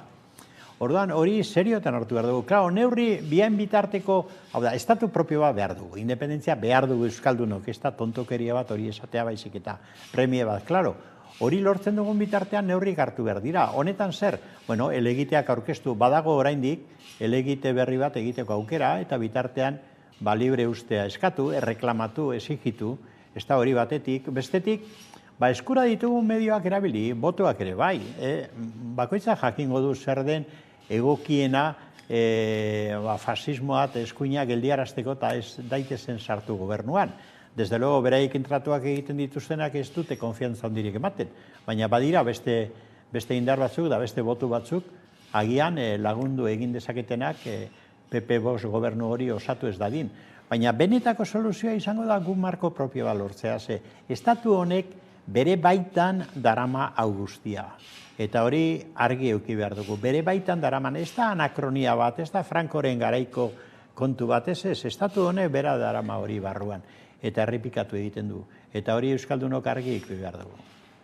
Zentzu horretan baita ere, inoiz sare bezalako plataformek ez zerren erreparatu diote, eta justu aurreatu egin dituzte hauteskundeak, eta kontu guzti horrekin lotuta, zer nolako arazoak, edo zer erresistentzia suertatu daitezkeen barri honek aurrera egiten jarraitu ezan. Bai, hemen ikusten danaz, Euskadin edo Euskal Herrian mugimendu asko sortzen ari dira eta indar asko dauki, ez? Baina gero, Espainiaran maila ikusten badugu, eskumak geroz eta indar gehiago irabazten ari da, ez? Eta azkenean, hemen hauteskunde gaua, bakarrik EAE, eta, Euskal Herria gutxi gora bera, EAE eta Nafarroa tokatok zitzaidan lantzea, ez? Eta horrekin, kasu batzuk ikusten nituen, non eskerrak edo EH Bilduk indarra irabazten ari zala, baina gero, hurrengo egunean, Espainiako leku guztitako emaitzak ikusi nituenean,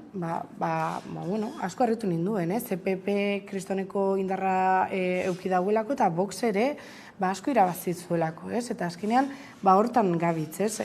Armelok esan dago moduan. Eta berpizten saiatzen dira kanpaina honetan, hori da egin duten guztia, ez? Eta gomengo kanpainan ikusiko dugu alako jokusikinak, ez? Eta azkenean, olako gauzak pasatzea Espainia mailan, ere ez gaitu harritzen, ez? Eta kasu geroz eta gehiago gongo dira, ez? Eta mutilauek 4 urteko kondena dukie, baina 10 urteko inhabilitazioa.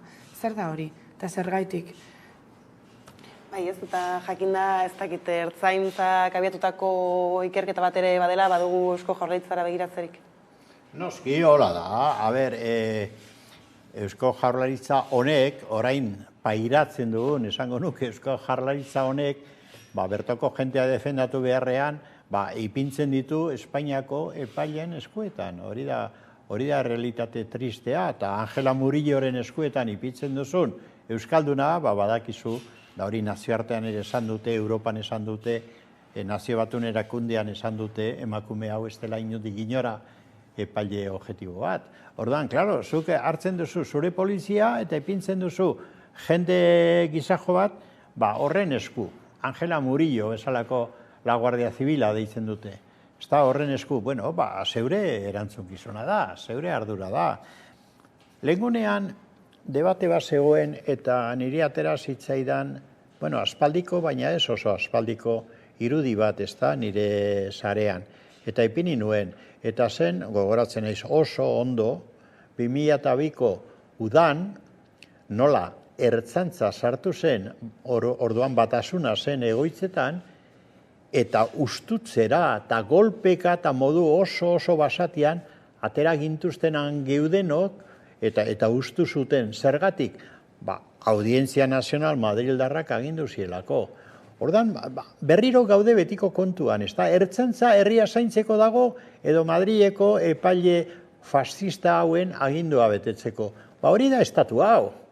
Eta hori da jokabidea, eta jokabide hori aldatu behar dugu. Orduan, nik txalotzen dut Amurrio, eta benetan salatzen dut Jaurlaritzak alakoetan behinda berriro urtea joan urteak etorri hartzen duen jokabidea, ezta? Euskaldunok ezin gara Murillotarren eta Madrileko politikarien edo zein dela ere menpe egon. Ze hortik zer datorren ikusten dugu. Eta hori gainditu behar dugu. Guk behar dugu geure sistema propia, hau da, geure independentzia behar dugu. Da hori egin behar dugu benetan. Eta hor doa esplizituki beste ideia bat, ezta? Guk ez dugu begiratu behar zen lan egin Madrilen nagusiki. Alba dugu lagundu PP Vox ailegaz daitezen ondo. Baina gure lan printzipala egon behar da hemen, naziogintza egiten da Euskal Herria eraikitzen. Eta ez horren beste Madrileko gorteetan edo epaitegietan uste honik, ez da. Horrekin lotuta ez, eta Espainiako gorten osaketarako bozak ez, laster ditugun honetan justu atzo ez, Euskal Herria Bilduk bere zerrenda aurkezten zuen, badaukagu bideo bat horri heltzeko.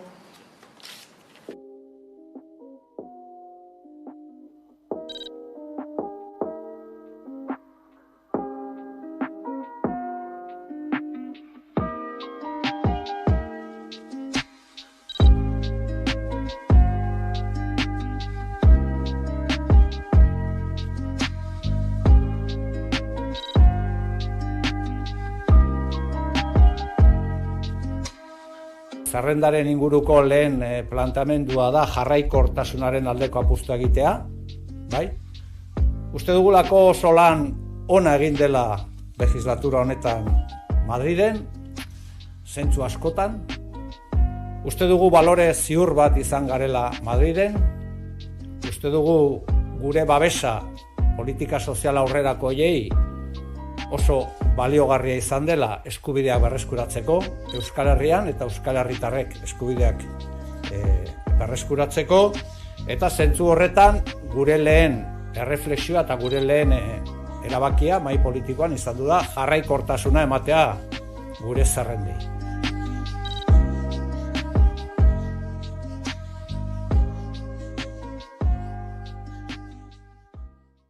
Jarraikortasunaren alde ez, egin nahi du Euskal Herria Bilduk, Madrilgo hauteskundeetan, ez da inola iristen dizun otegiren hitzei?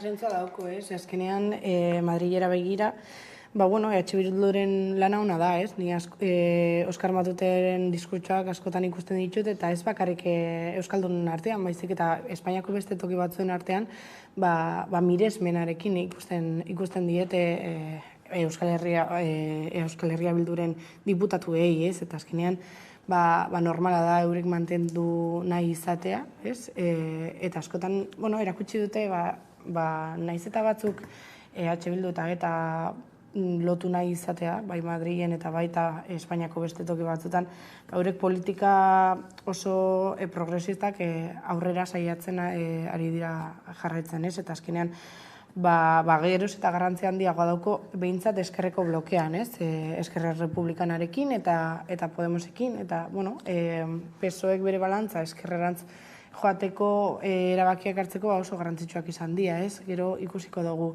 zer nolako gobernua sortuko dan oraingo hauteskundetan, ez? Baina behintzat garrantzia hor jartzea, importantea da.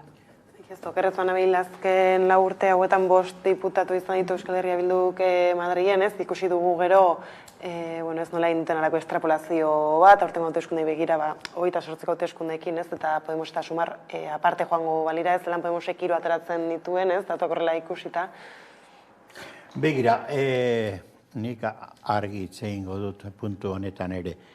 Nik pasadan maiatzaren 28ko hauteskundeetan Bilduri emanion botoa, ez dut bat ere arrazorik esateko, eta hurrengoetan ere emango diot.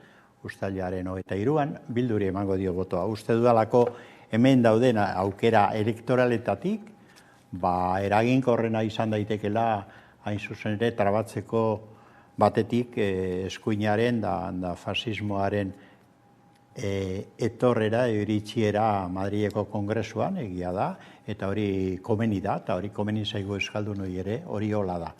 Baina ez dut uste jarraikortasuna edo jarraitzea lehengo hildoan izan behar dela konsigna nagusia.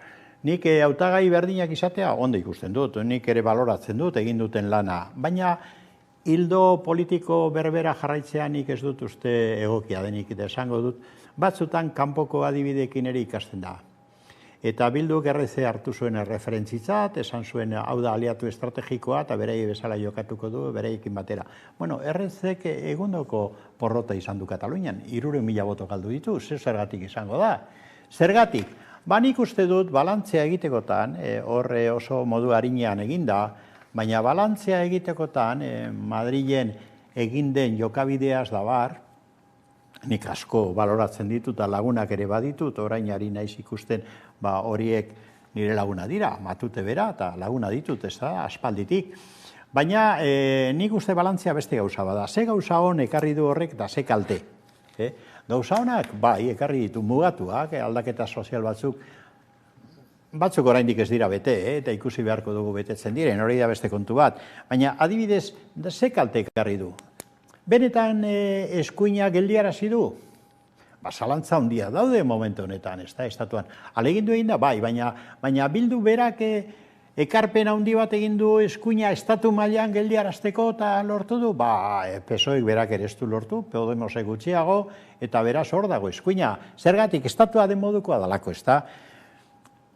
Aldiz, horrek eman du irudi bat hemen eta legitimatu egin du Euskal Herrian estatua. Neurria handi batean, batez ere gazte jentearen artean, estatu horren portaera horren beste ezagutzen ez duen, PSOEen beraren portaera nolako izan den eta den ezagutzen ez duen gazte jentearen artean, legitimatu egin du estatua, demokrazia bezala, eta ondorioz, hemen jente asko, jente gazte asko, sentitzen da espainol, zergatik ez, ez da?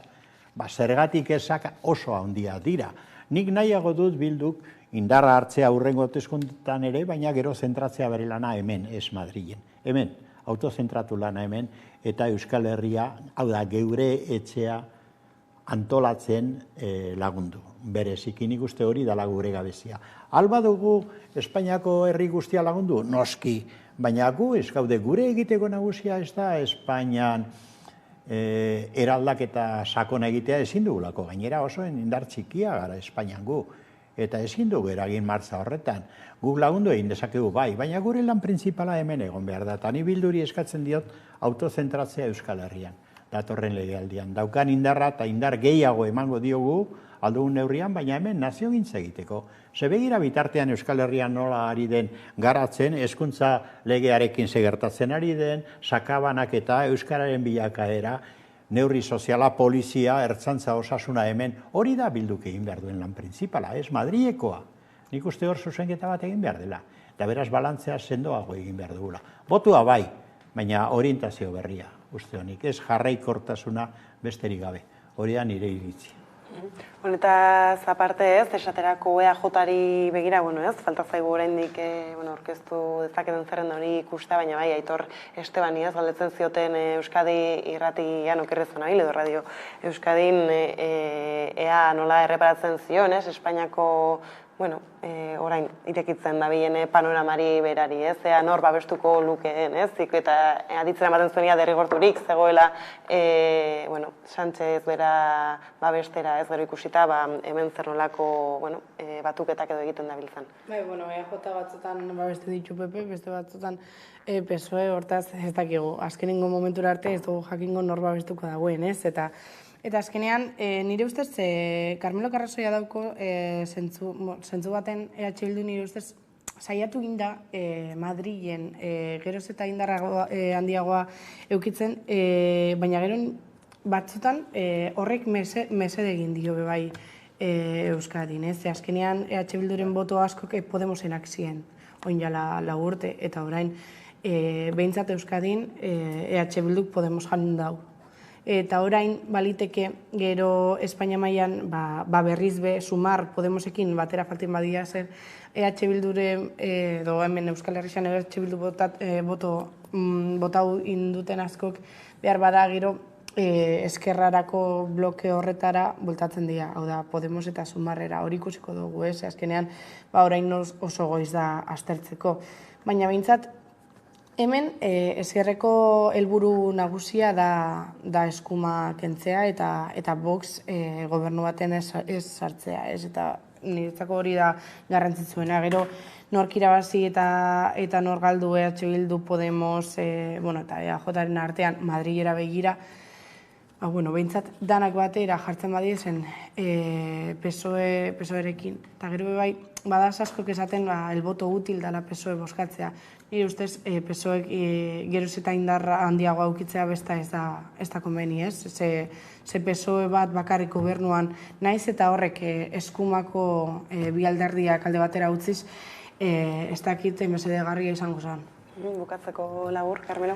Bai, hasteko EAJ ari gara. EAJ eta Jaurlaritza une honetan dira itsasuntzi bat arrakalaz betea. Eta ondoro batzen hasi dena gauzak argi horrela da. EAJ ze konfiantza emango digu guri urrengo hauteskundeetan eskuinat eskuin muturrak gelditu nahi baditugu benetan, eurek ari badira mai azpiti negoziatzen orain poltronak, ez da? Hori ez du konfiantzarik ematen EAJak. Bigarren kontua diozu, EH Bilduk irabazi ere egin du elektoralki hemen Podemosen botuak. Claro, baina arazo nagusia ez da botuak sumatzea baizik eta zertarako erabiltzen dituzun. Botuak eta karguak. Hori da, PNVek hori irakatzi dugu modu negatiboan aspaldi. Hau da, nik nahi duana da EH Bilduk bere botuak eta indarra modu egokian aplikatzea. Eta hori batez ere Euskal Herria eraikitzen egin behar da. Ez estatua eraikitzen da estatuari legitimazioa ematen, nire ustez. Honekin hemen utzi behar dugu gaurko solasaldia, eskerrik asko biei, gaur gurekin izatearren, eta orain jarraian eguneko albistekin bueltatuko gara.